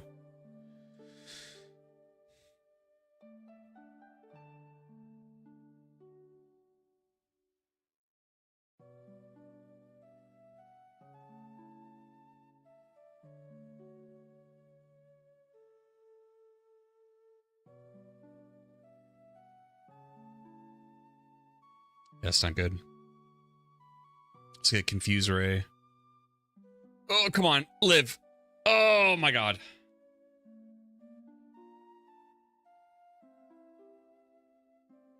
Oh, this is going to be miserable.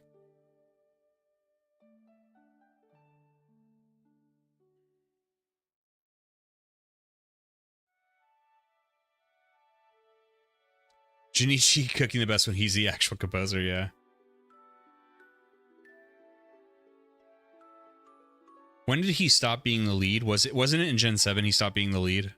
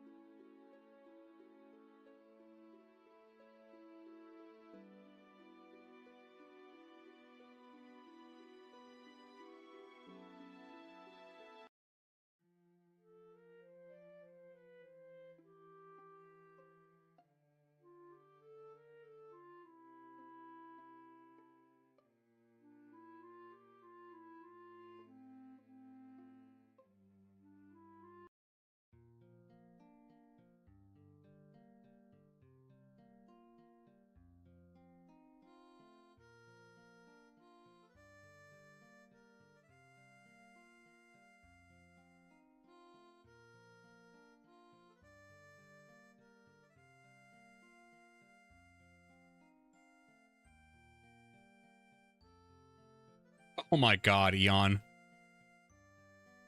Fuck off.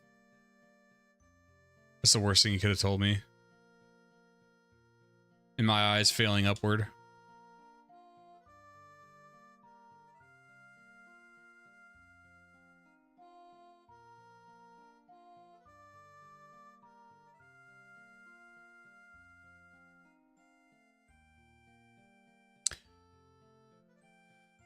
So I do need like a grass or electric type.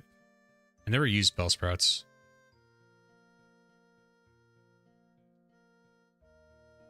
Or Oddish.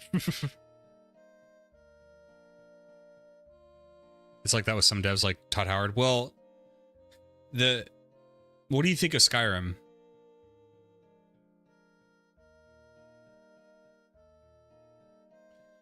That's by far and beyond their most successful game of all time.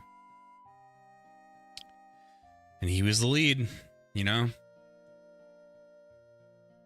I was talking about this with my roommates last night, where it's like, for some reason, game developers and game companies get like decades worth of good faith. There's people that will still talk about BioWare like it's the same company. They'll still talk about Obsidian like it's the same company, despite being bought and sold and owned by different things and different staff. And like, for all the talk about, all the layoffs in video gaming, like, yeah, that sucks for them. But also the bigger above them, they get the luxury of this like fan loyalty that's like they can just shit on for like multiple decades. It doesn't, it's like, I don't know, it's weird.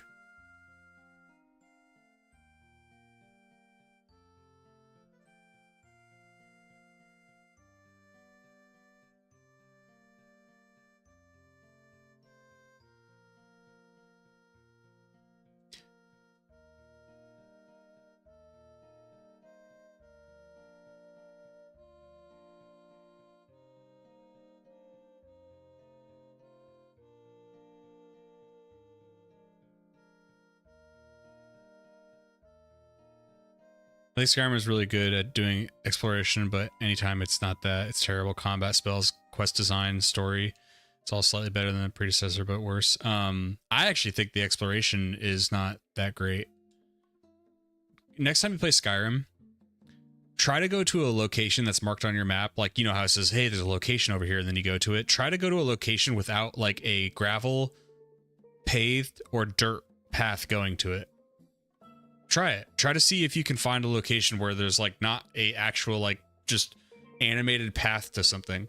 And the reason why that matters is because like in Morrowind, you could find like a half sunken cavern with a door with water up halfway through it that was like completely on purpose hidden from the view, and it's like a tomb, because a tomb would be hidden like that, right?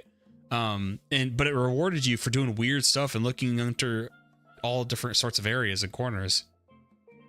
It shows the icon, yeah, but like also look at the ground. Like so often it'll just lead to a supposedly ancient tomb that nobody's seen in forever. Both Oblivion and Morrowind do that better. Where like it truly does look like no one's been here in a long time, including like everything outside the initial tomb. You can understand how it's been forgotten.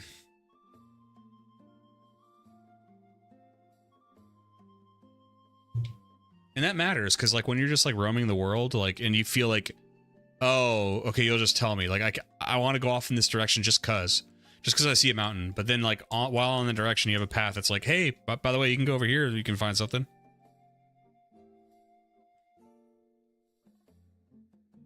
Random dragon encounters when you're a noob isn't all that enjoyable. I've always liked the gimmick. I get it. I like it.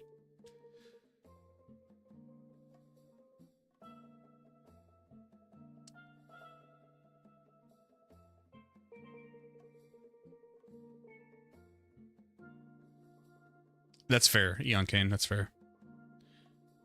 I'm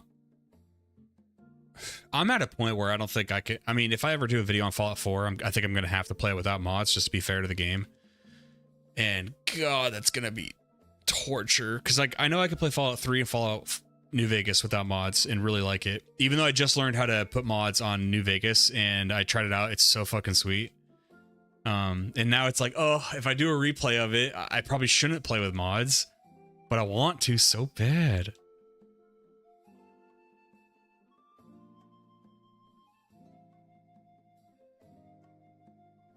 You piece of shit.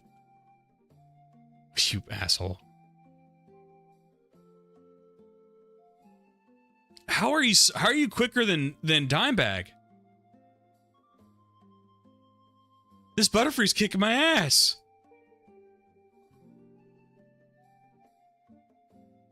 It's smart too. Every time it's set up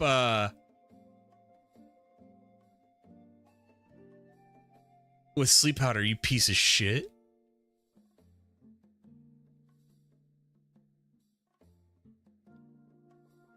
Fallout 3 with aim mods. I don't know how to mod it though.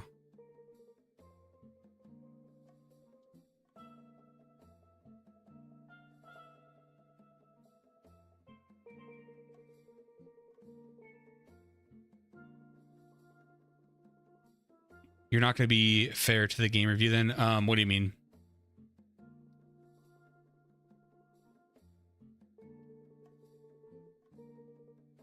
Oh, you mean like I'm not doing it any favors? Well, hey, that's the fucking, that's your game. That's the game I'm should be talking about.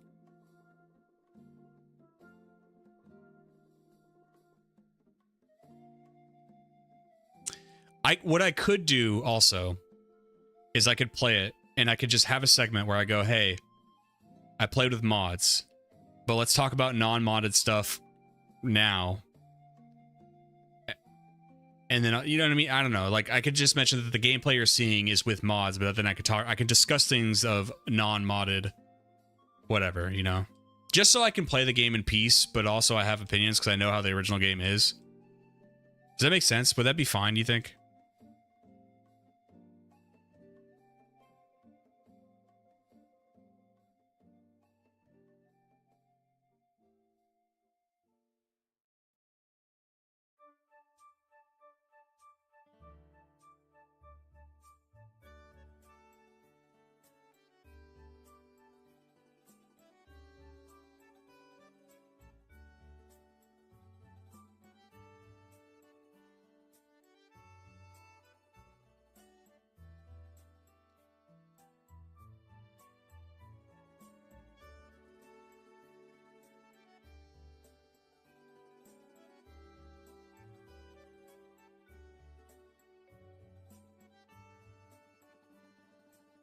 Eon Kane, so god, that's another great example. If I do ever want to play Fallout 1, I'd probably want to play with that mod that you showed me. You know what I mean? So it's like, oh, what do I do? Is it okay to just say that? Because like I've seen a what's it called retrospective, Elder Scrolls Daggerfall retrospective, where he used like the Unity engine mod, and it looked so great. And that video has like millions of views. It's like, I don't know that people are necessarily going to be purists about it, but it is hard to like review or retrospect on something and add mods to it, right? Because it's not that is not the original experience. So I guess you could just be careful with like how you word things. Do not play the original Fallout out of the box. Well, if I do what that guy did with just explaining up front, like this is why I have to play it like this, I think that's fair, right? That's fair. I'm tempted to get a Diglett, by the way.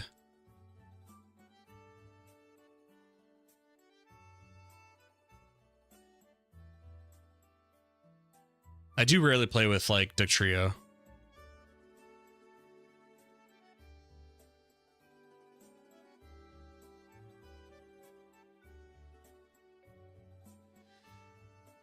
The only thing is, like, I'm kind of eager to see what else is new as far as Pokemon encounters, so I want to leave it open. Like, Dimebag isn't, or Abra isn't necessarily in a new area, although the catch rate went up, and like Vulpix was new though. If you don't know how broken Fallout 1 is, it is very broken. It's the original intended. It's not the original intended experience. That's fair. That's fair. I might steal that line. Like, I don't think this was the intended experience. Comment section's gonna be fun on that video, yeah.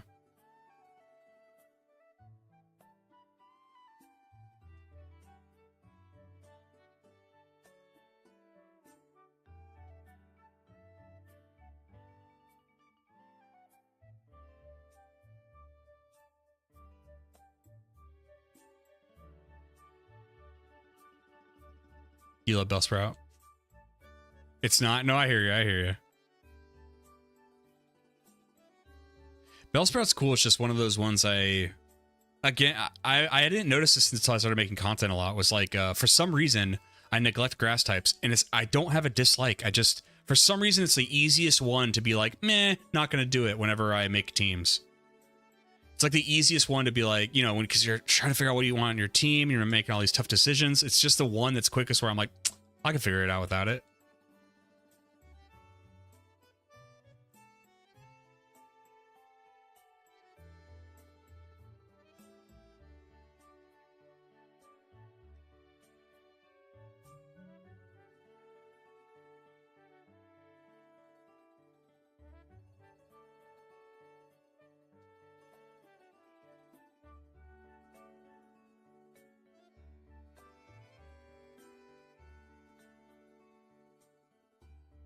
Yeah, and I think electric Pokemon are objectively cooler too. So they could deal with the water Pokemon and they look cooler. So I think that's what goes on in my mind.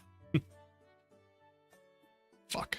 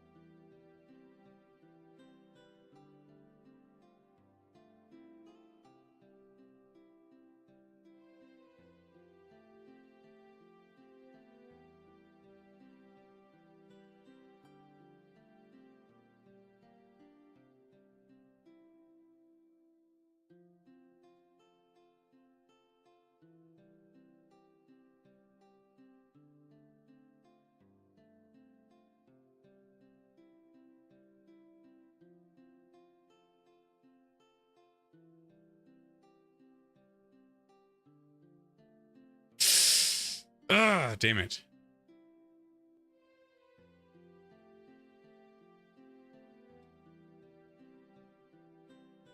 This Magnemite's a menace.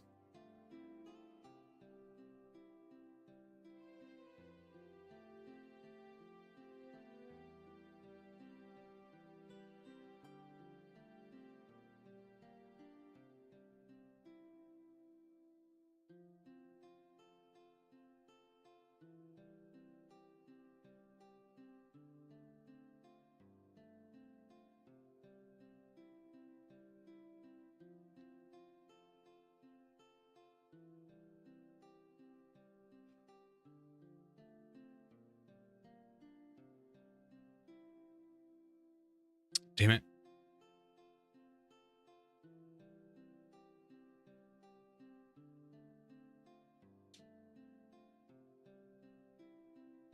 I guess I didn't know Will-O-Wisp, like, literally does not affect fire types.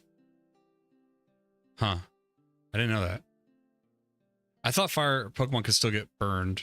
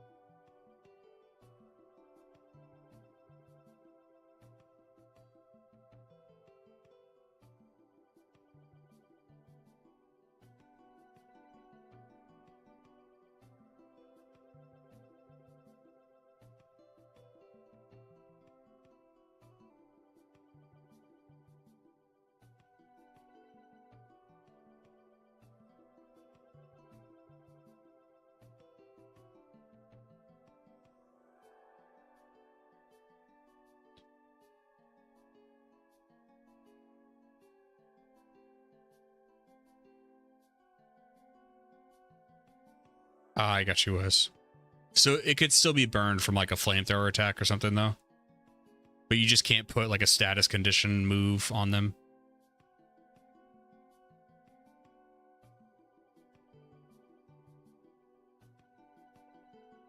Let's go Dimebag. They're not steel type yet. We're going to exploit them.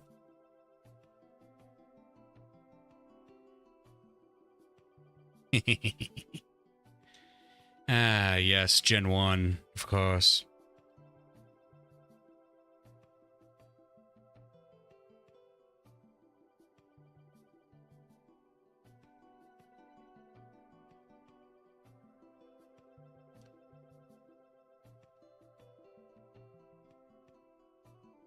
I think this guy with the sand shrew is another reference to the anime, right? Because this is like a new area, and I'm pretty sure this NPC was never here. Jesus Christ!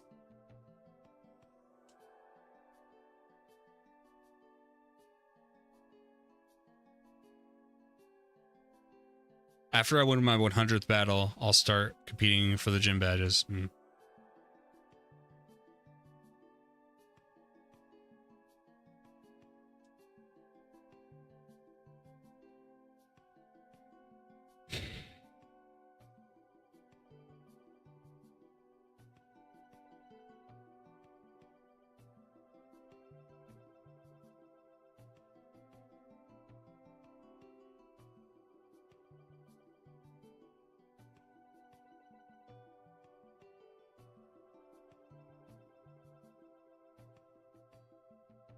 Oh, Magneton? Holy shit.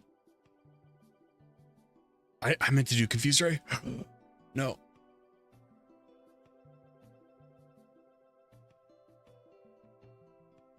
Sorry, my special is too high for you, sir.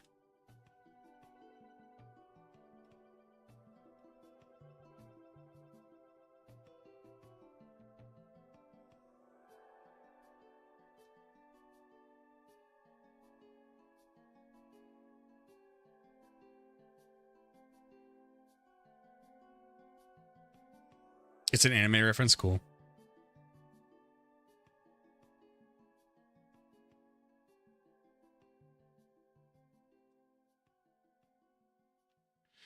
Let's go see how much experience I got from random battle. Not a lot. Oh, there's more. What's over here? Welcome to Citrus Fairies. I'm sorry you need a citrus passport.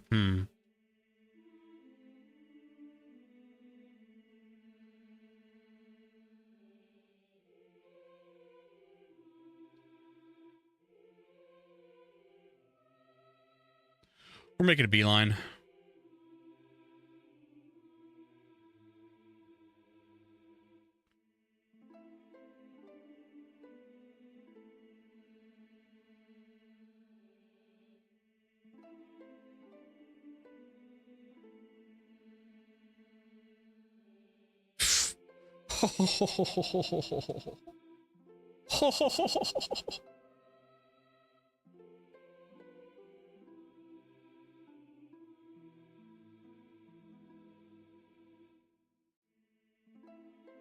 He has a pincer.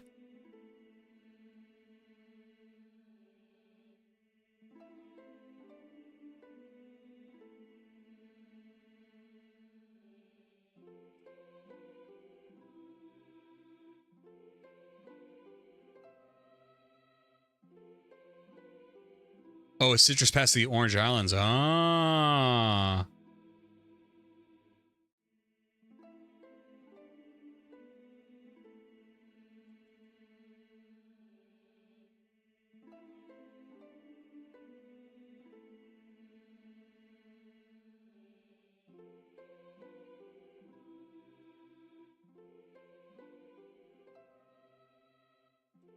Wait.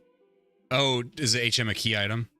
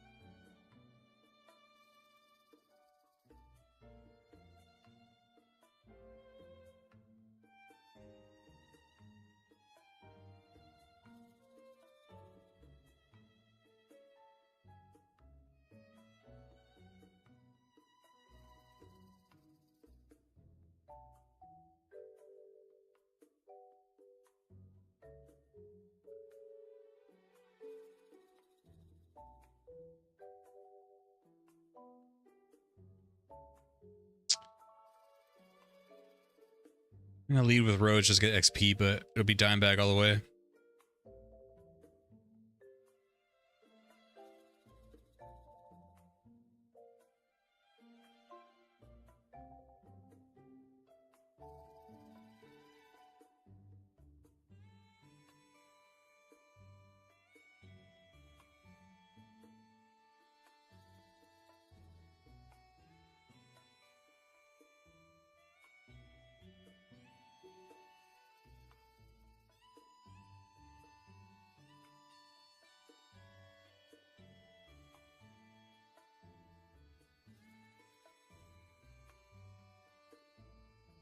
I'm not used to instantaneously saving games where it doesn't do the whole, let's wait a little bit.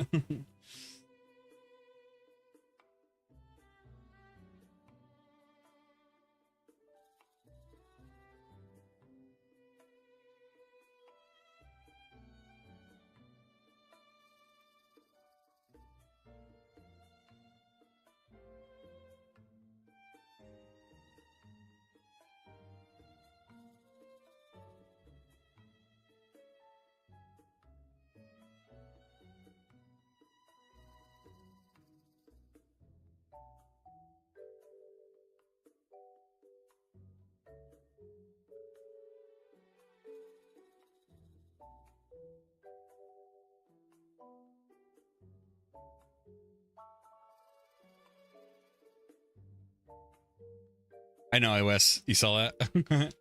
Another thing is you can use HMs without having to go into the stat screen.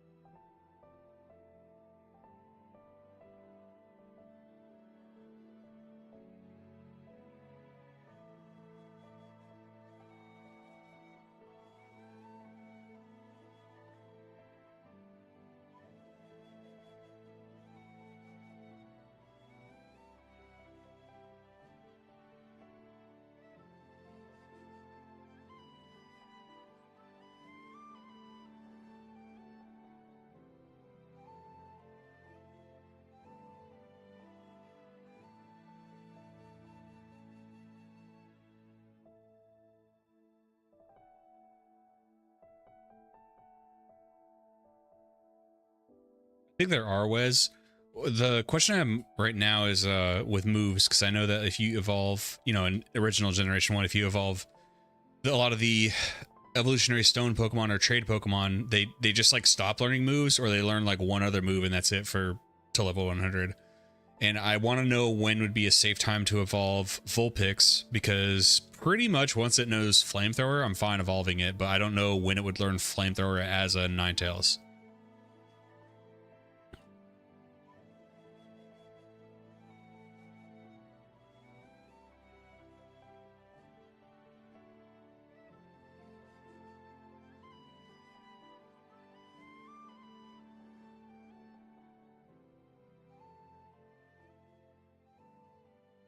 Mm.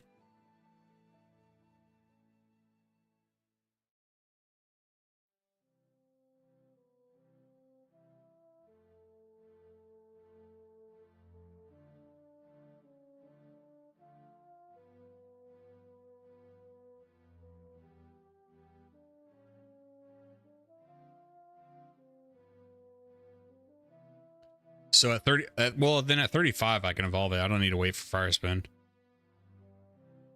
We'll get Flamethrower and like piece the hell out. You know what I mean?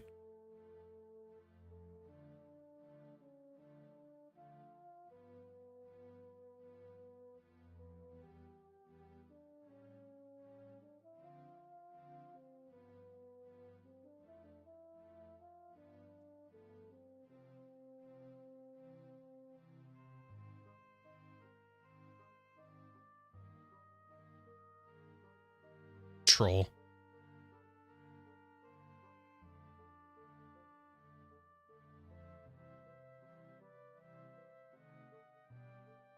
Gen 1 Fire Spin is OP though. We'll be alright without it.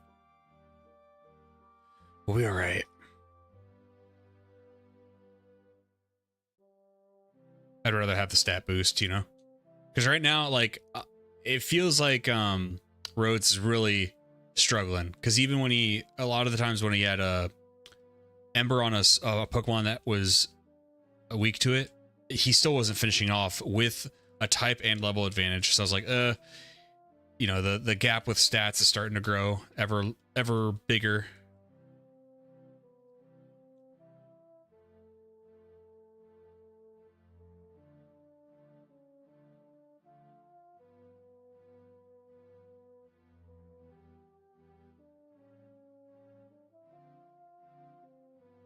Okay, now he's looking good.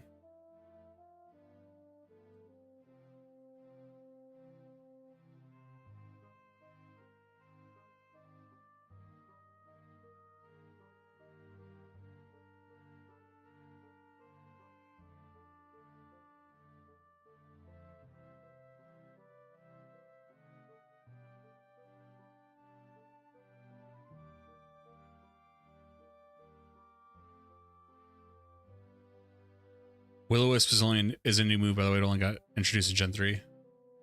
Thank you.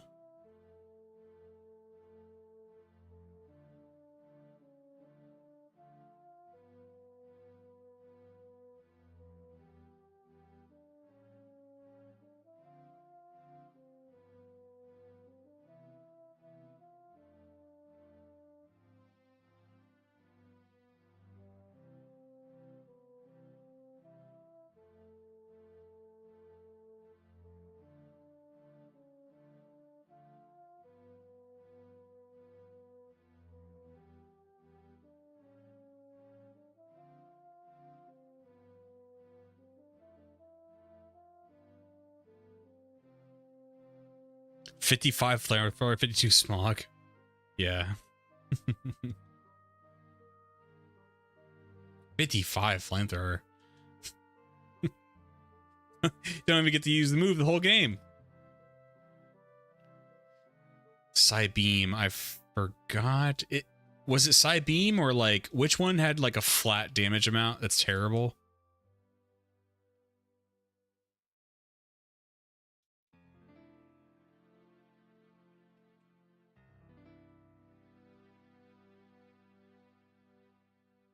Level 50 for Flamethrower? Get the fuck out of here.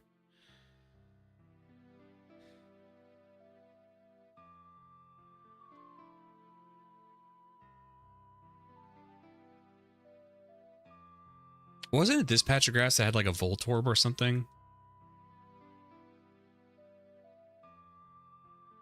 I think I might pick up a Voltorb here if it's true.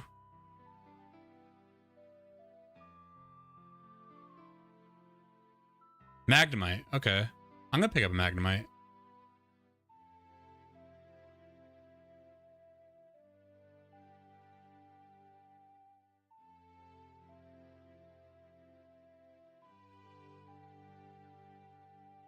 Nice.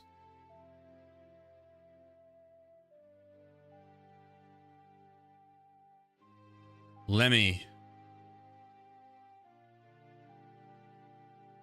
Lemmy's with 2 M's.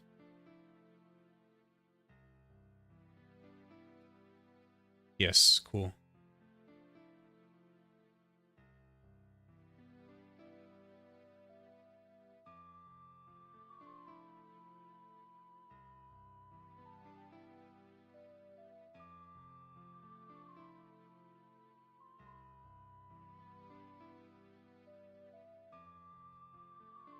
Scythe Wave. Okay.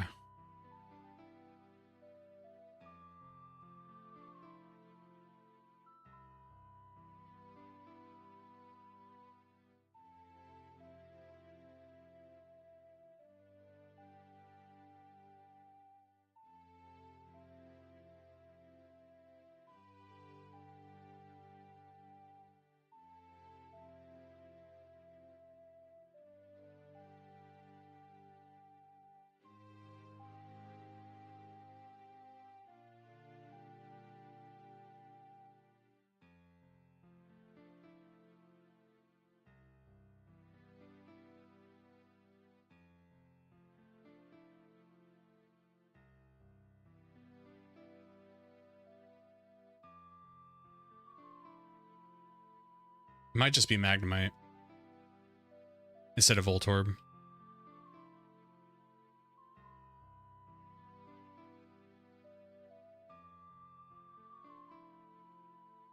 Yeah, I'm thinking that's the case.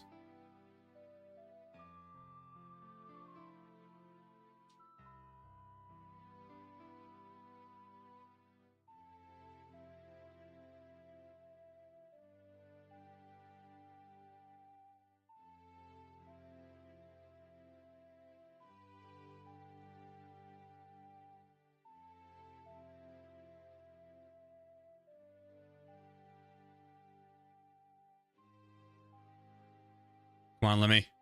Yeah.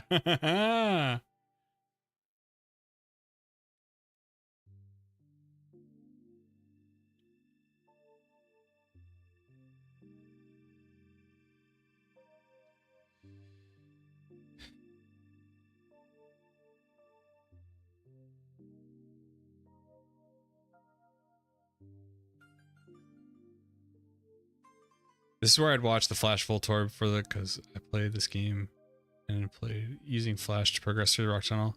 Lemmy the community, Lemmy from Motorhead. Yeah, Wes, I remember when I blew your mind because I got through it all by myself. If the dev changed it at all, I'm fucked.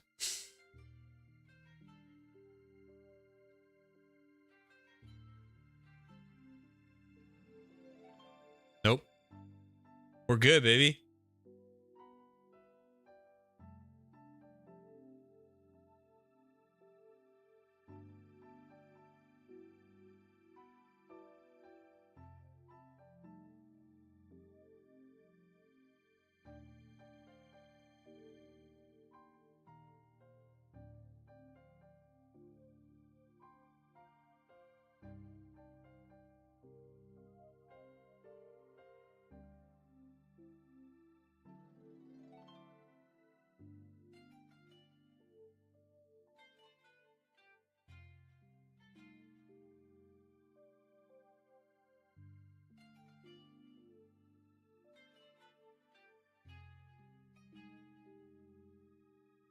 Maybe Wes. I'm never gonna catch everything.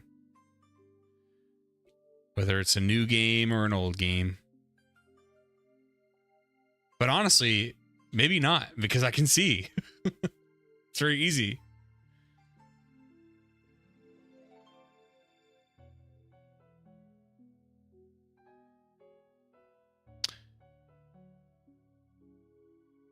I may need to backtrack to find out where you evolve Alakazam though, because I never checked that.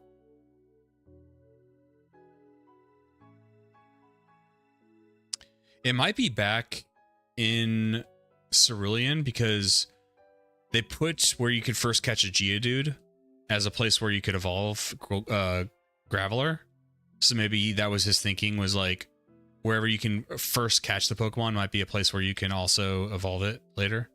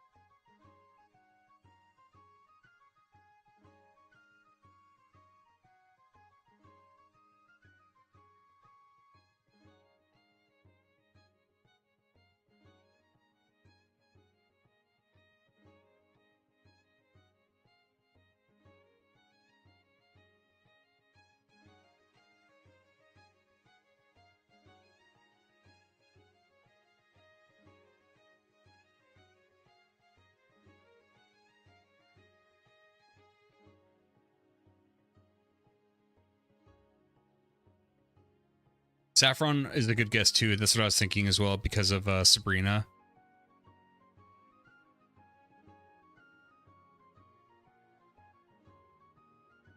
So there's Cerulean and Saffron. Maybe the house where the guy gives you Psychic. You know what I mean?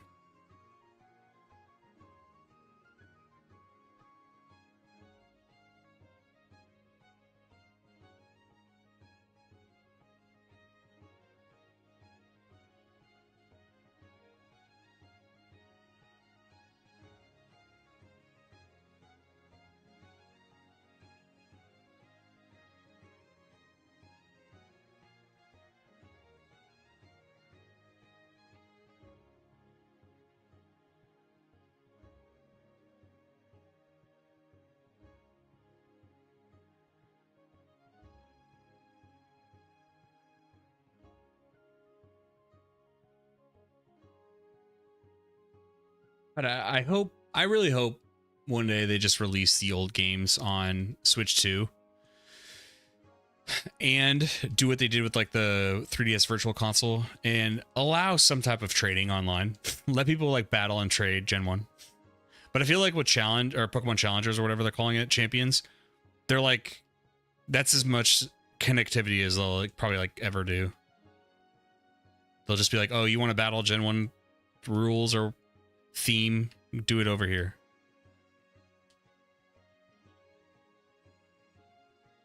I don't know if I made this up in my head, but I thought they had like advertised different rule sets. Just try this second hand market.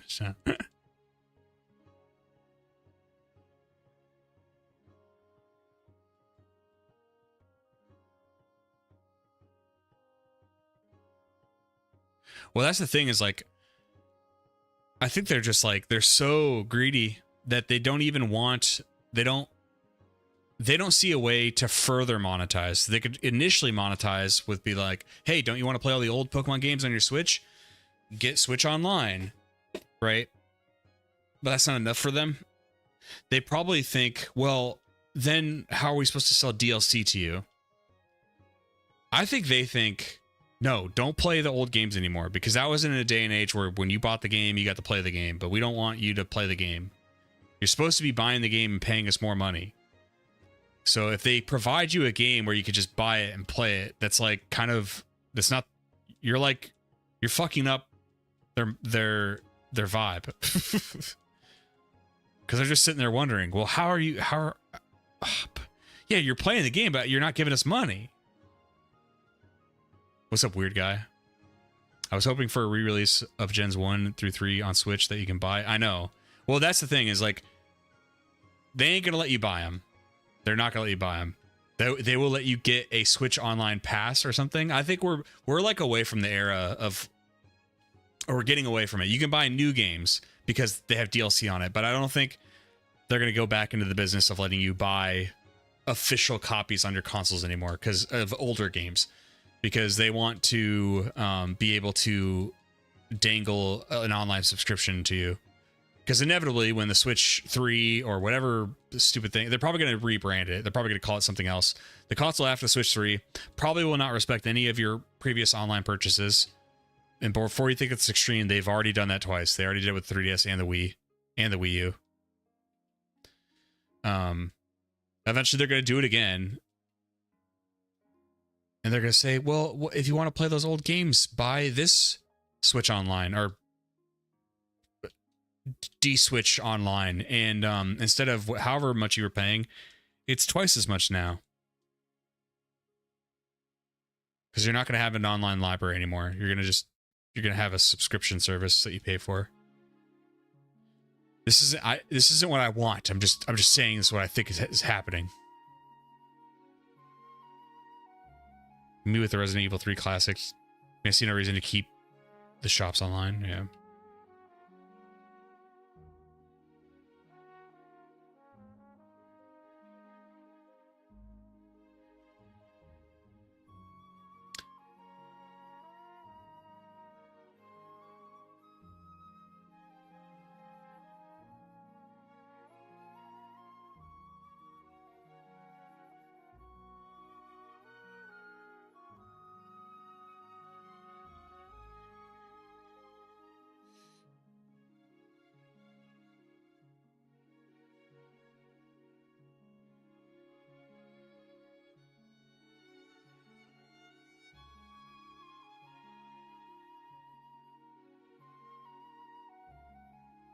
Wow, I'm faster. It's crazy.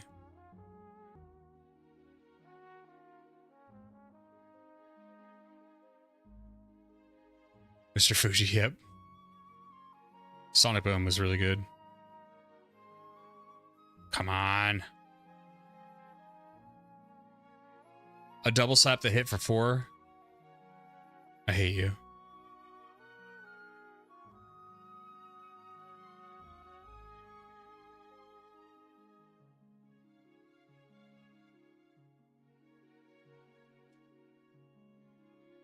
Can't ever get a lore accurate double slap that hits for 2, huh?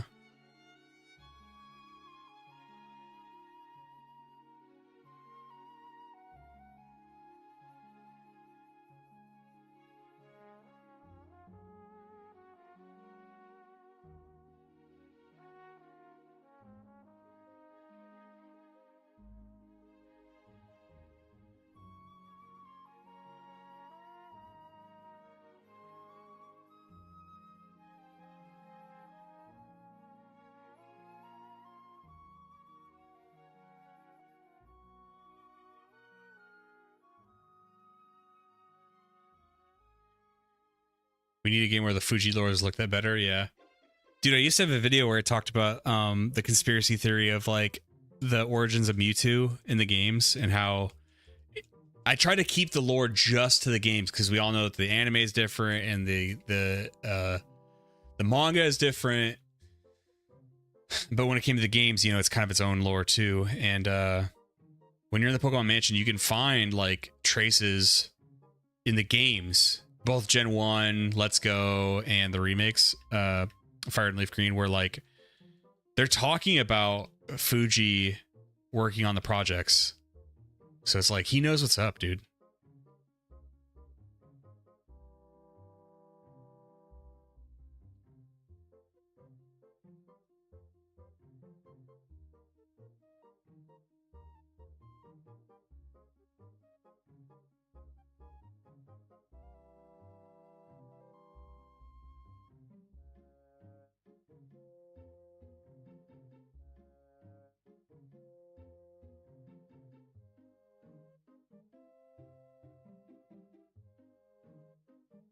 Let's go Dimebag.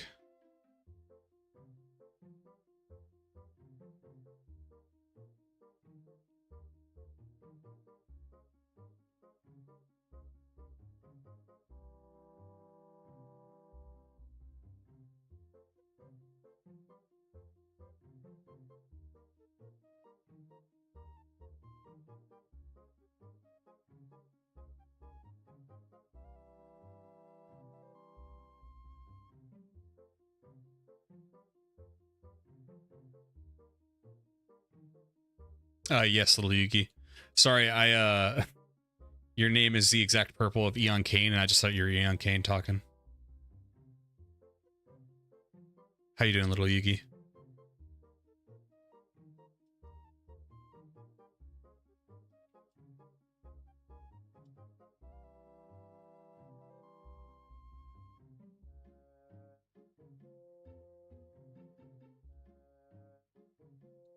Hold on. I don't know where my phone is. Let me go find that gadget.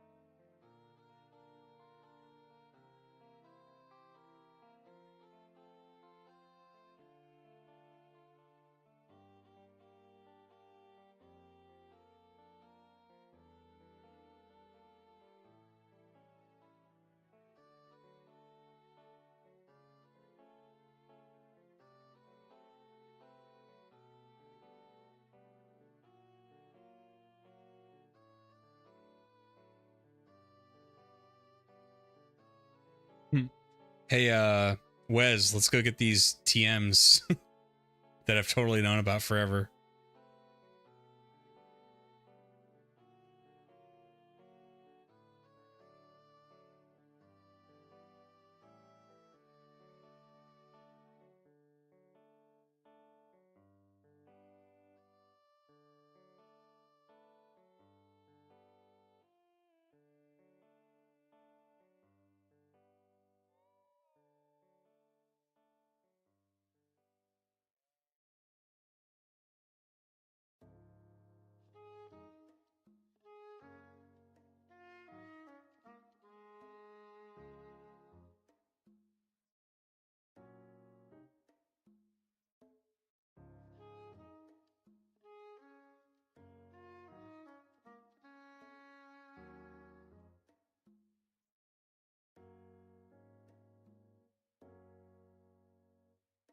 Is a bonus song in the game, or is that I'm playing in the background, Yugi?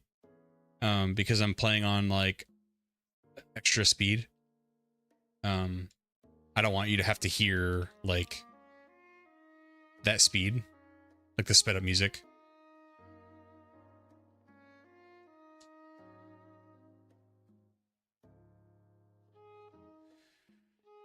And then usually when I play the when I'm editing the videos, I already have the OSTs that I put under it anyway.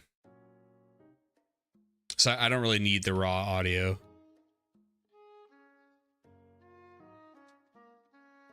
We'll just get a Firestone now.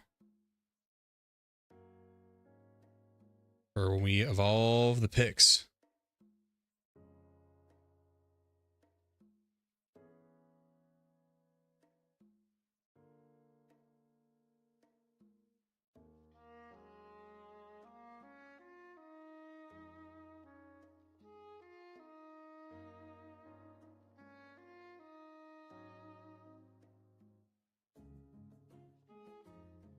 Yeah, Yugi, I'm kind of on that high. Since I uploaded that video, you know what I mean? It's kind of still in the old noggin. Yugi, you're in the UK, right? How early is it over there? Or late, rather. I don't even know. Let's see if my theory is correct, and Wes's theory. Okay, so I got Psychic. Okay, now... What is this house? Pokemon Academy. What is this?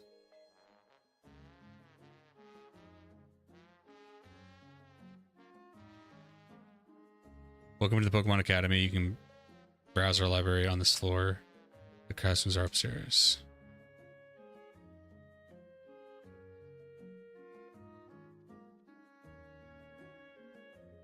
Oh, it's only 1 in the morning? Psh.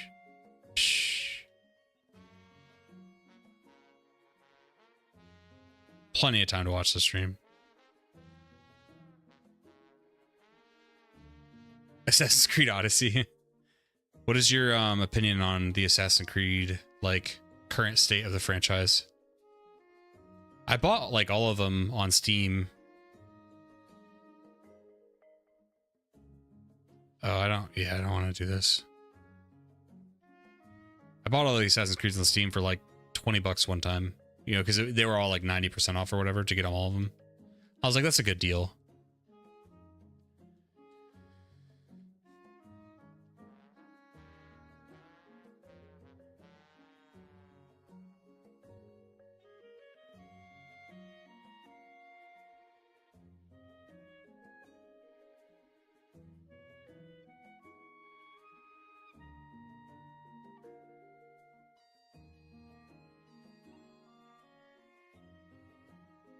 Ah, most people believe that Kadabra can only evolve by trading, but the Dean's secret project seems to trigger its evolution. Okay, okay.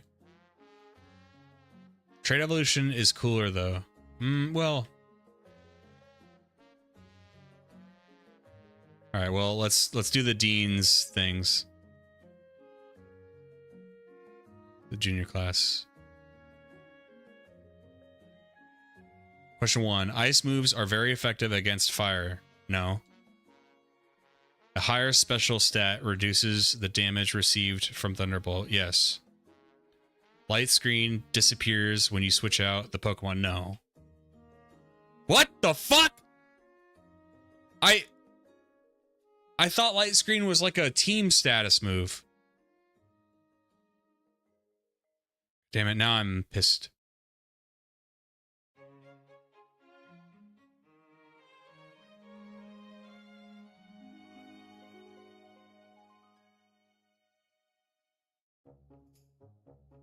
I was supposed to say yes. Hold on, let me read that again. Let me slow down.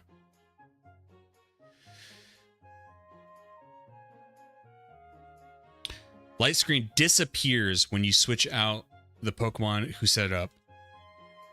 I didn't know that. The attack stat boosts the damage done by water gun. The attacks, no. The move agility increases a Pokemon's critical hit chance. No. Wait. Is agility...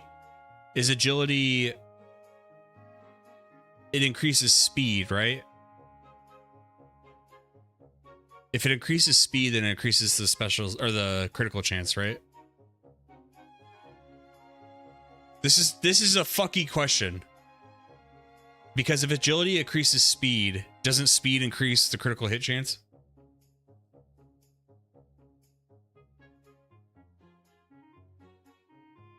Fuck off. If I'm right on that, I'm so mad.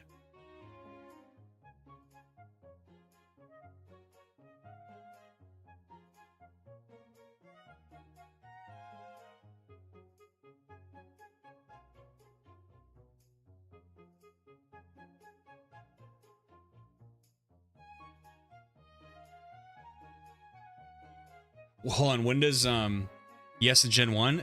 I feel like it increases speed. I couldn't run away from the underlevel Ponyta in Diamond. I was level 20. Kadabra learn set.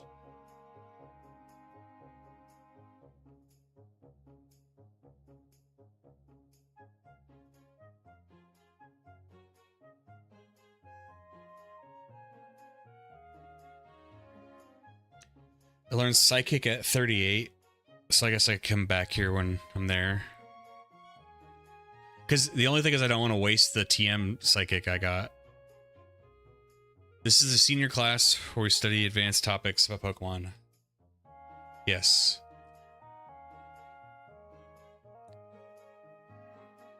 I don't know what Mist does. I'm going to say yes, okay. If Hyper Beam defeats its foe, your Pokemon still needs to recharge. No. Haze removes all stat changes and status effects like paralysis. Like paralysis? I don't think so. Okay. Battling a high-level Pokemon grants more stat experience than battling a low-level Pokemon. No, it's flat, right? Wait, of a higher level than one of the same species lower level? Yes. Fuck off!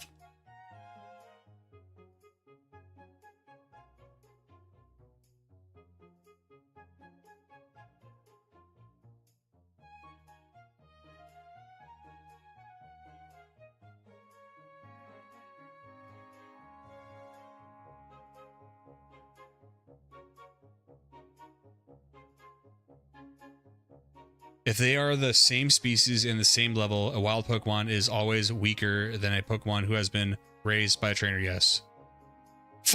Why am I stupid? I feel like, but I thought there's DVs, right?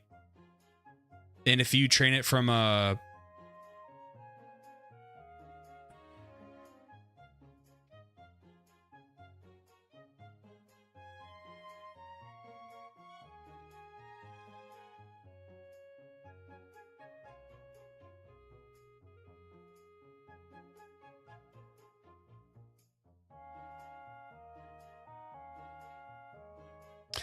I didn't mean to fucking... I'm getting pissed.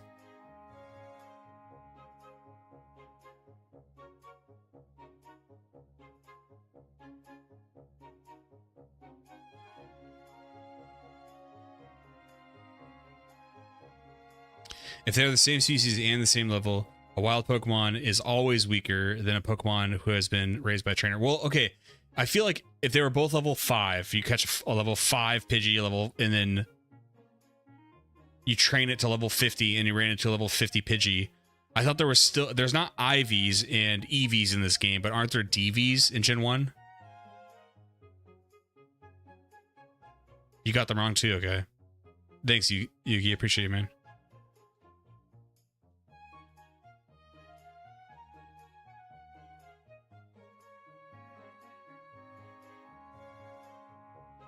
Oh, it's a she? I thought it was a he.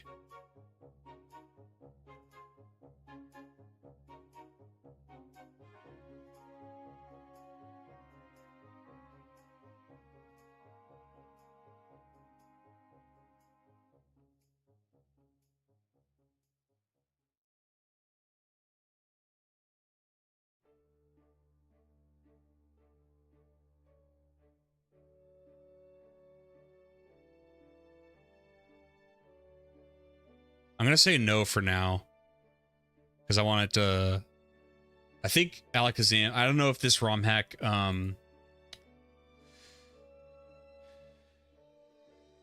Oh, it would. Never mind. It would still.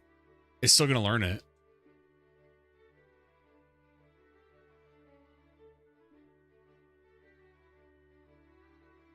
Yeah, yeah.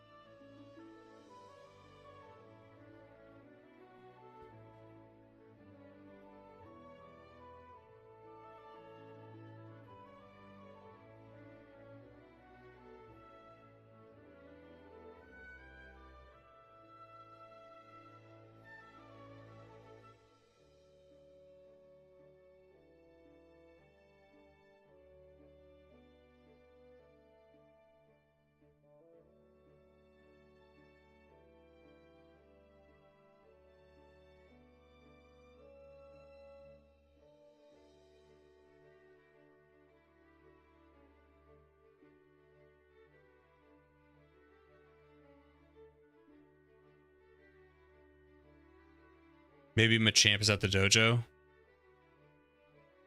Well, it's funny you bring that up.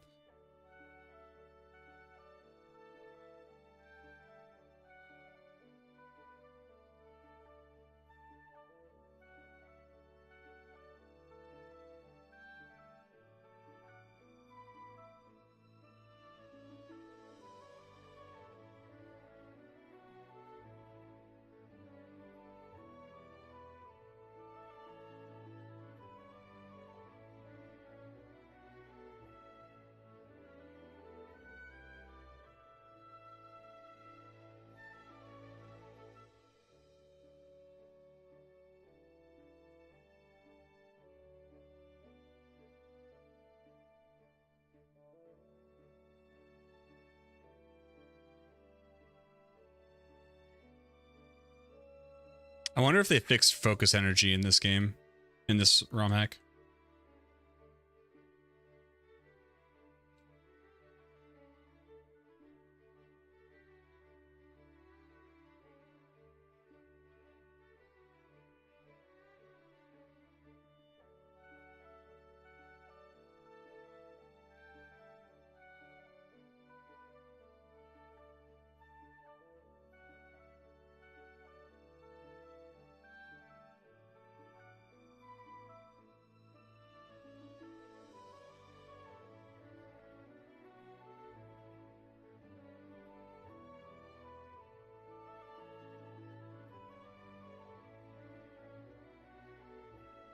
I was gonna kill him.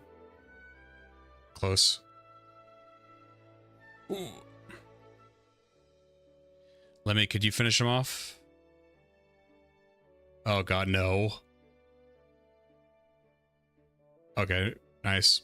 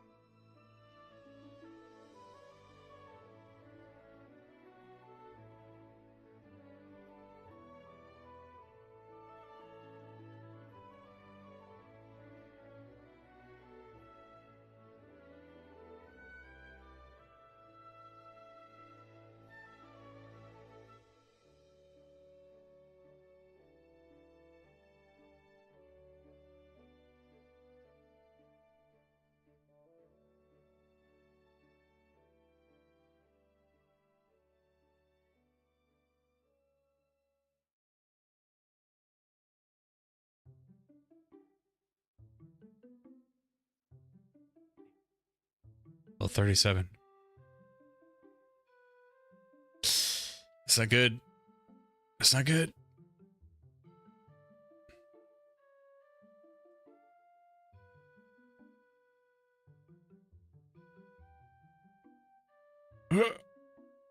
Survive.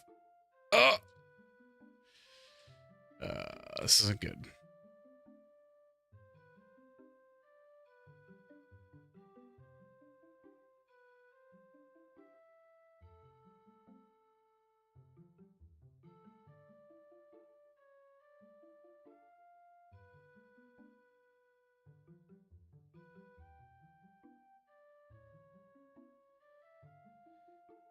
Ooh. Somehow.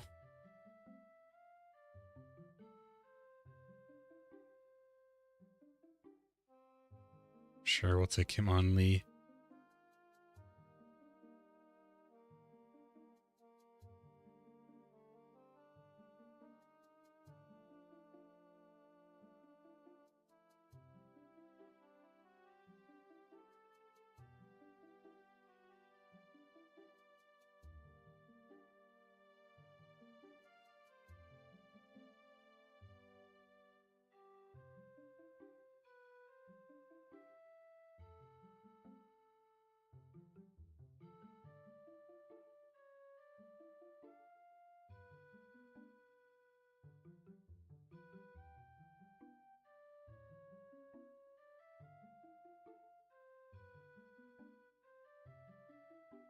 Exactly, Wes. All that build up to hit me with the special attack. It's so funny. Whoa. Solon Grove. What? For pilgrims seeking peace.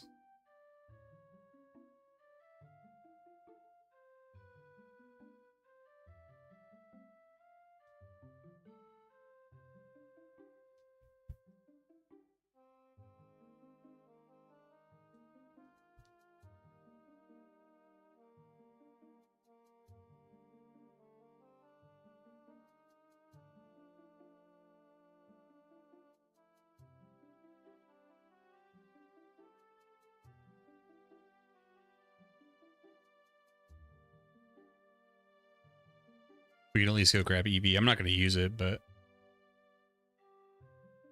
be nice to have.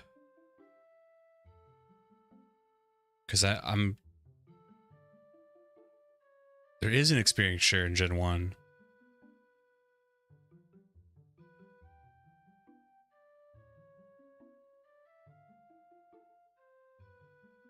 Kato got their own Selby Shrine back there or what? Well, the way they describe it, it kind of sounds like it. And I know there's kind of soft references to Gen 2, which is cool.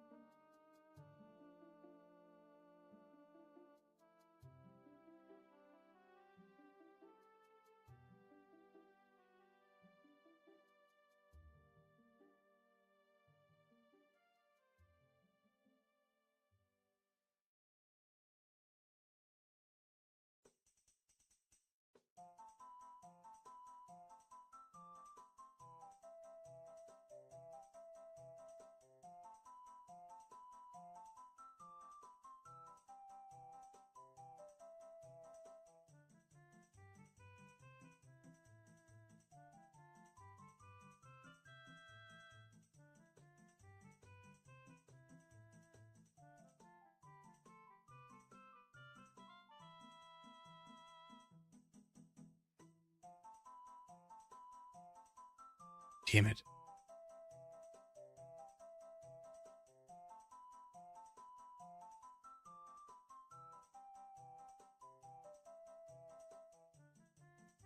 We need to get roads to 35 so I can get I can evolve it.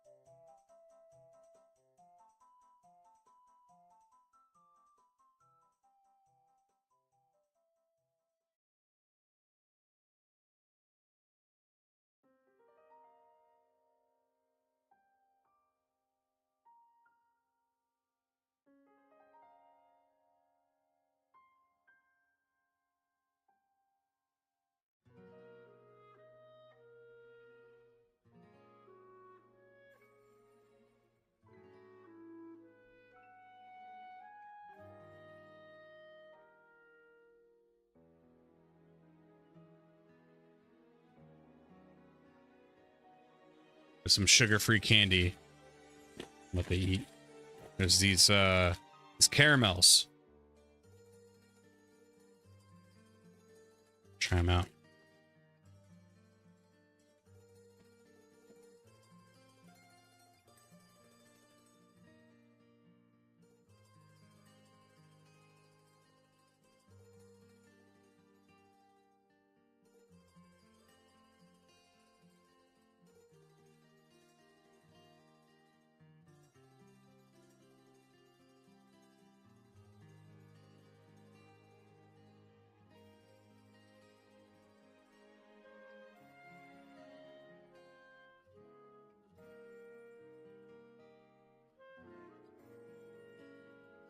Keto still going, yeah.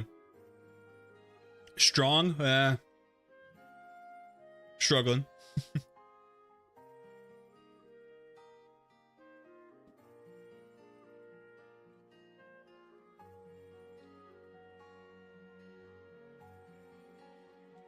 What's up, Destroyer? How you doing?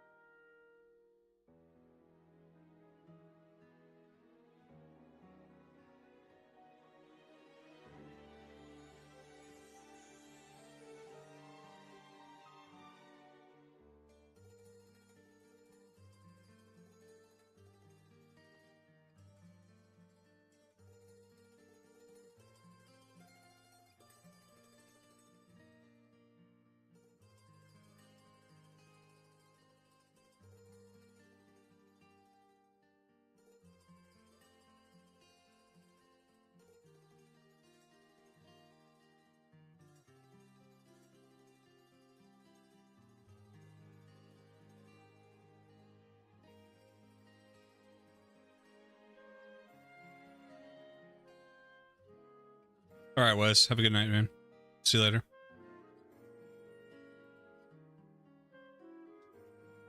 Thanks for hanging out.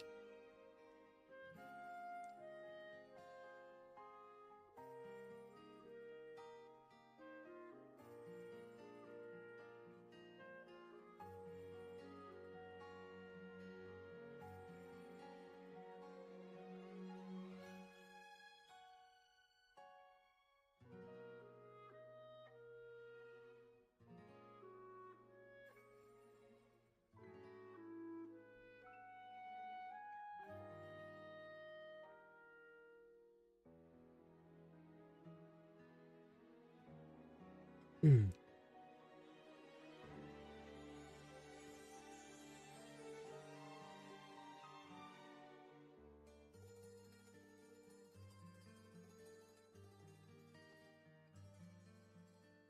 my god. Hyperfing.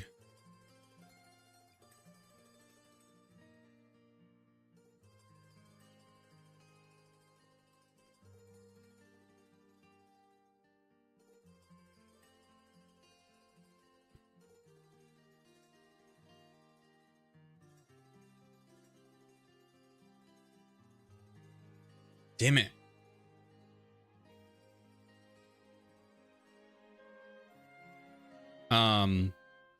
Well, let's look, Grog. I've been writing down all the differences. You can choose between a boy and a girl. You get access to a run button immediately. Added sprites on the overworld, like phones and like moving boxes and stuff like that. Experience bar. If you look down below my HP, there's an experience bar. More information on the stat screen. Some different encounters, like earlier on. Like, for example, I got a Vulpix soon after Pewter Gym. Mostly quality of life features. It's like, it's pretty loyal to Generation 1. Just adds a little bit of tweaks here and there.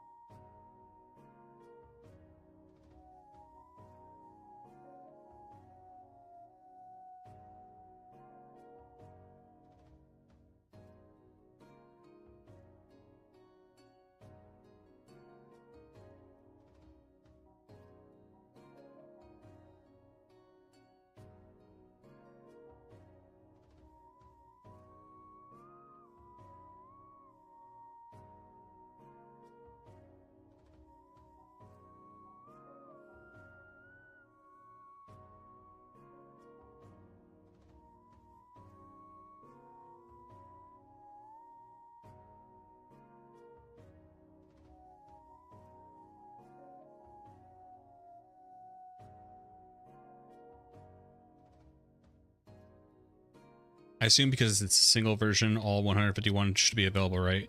It's not a single version. It's like on the you're on Twitch, my bad. But there's red, green, and blue. And I'm assuming there's like version differences there.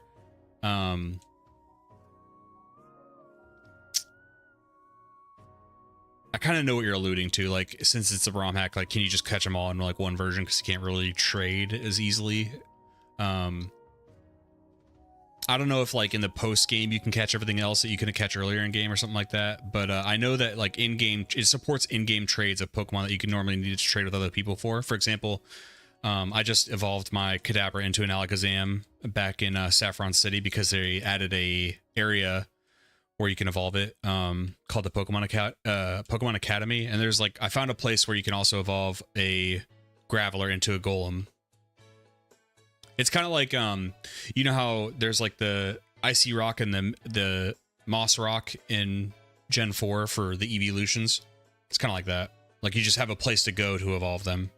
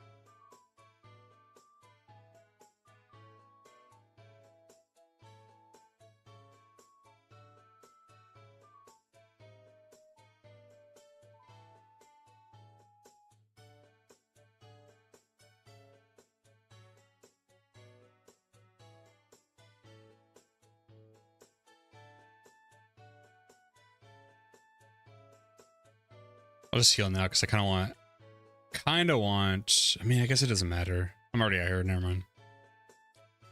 I want Vulpix to get involved in the fight, but I'm not going to use it against Giovanni, most likely.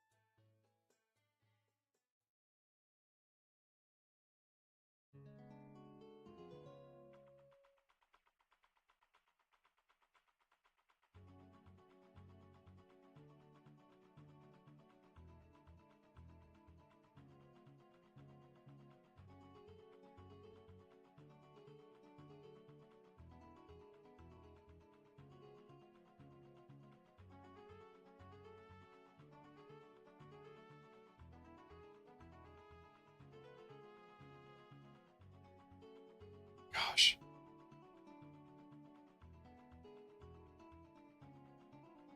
Sand attack, the bane of my existence.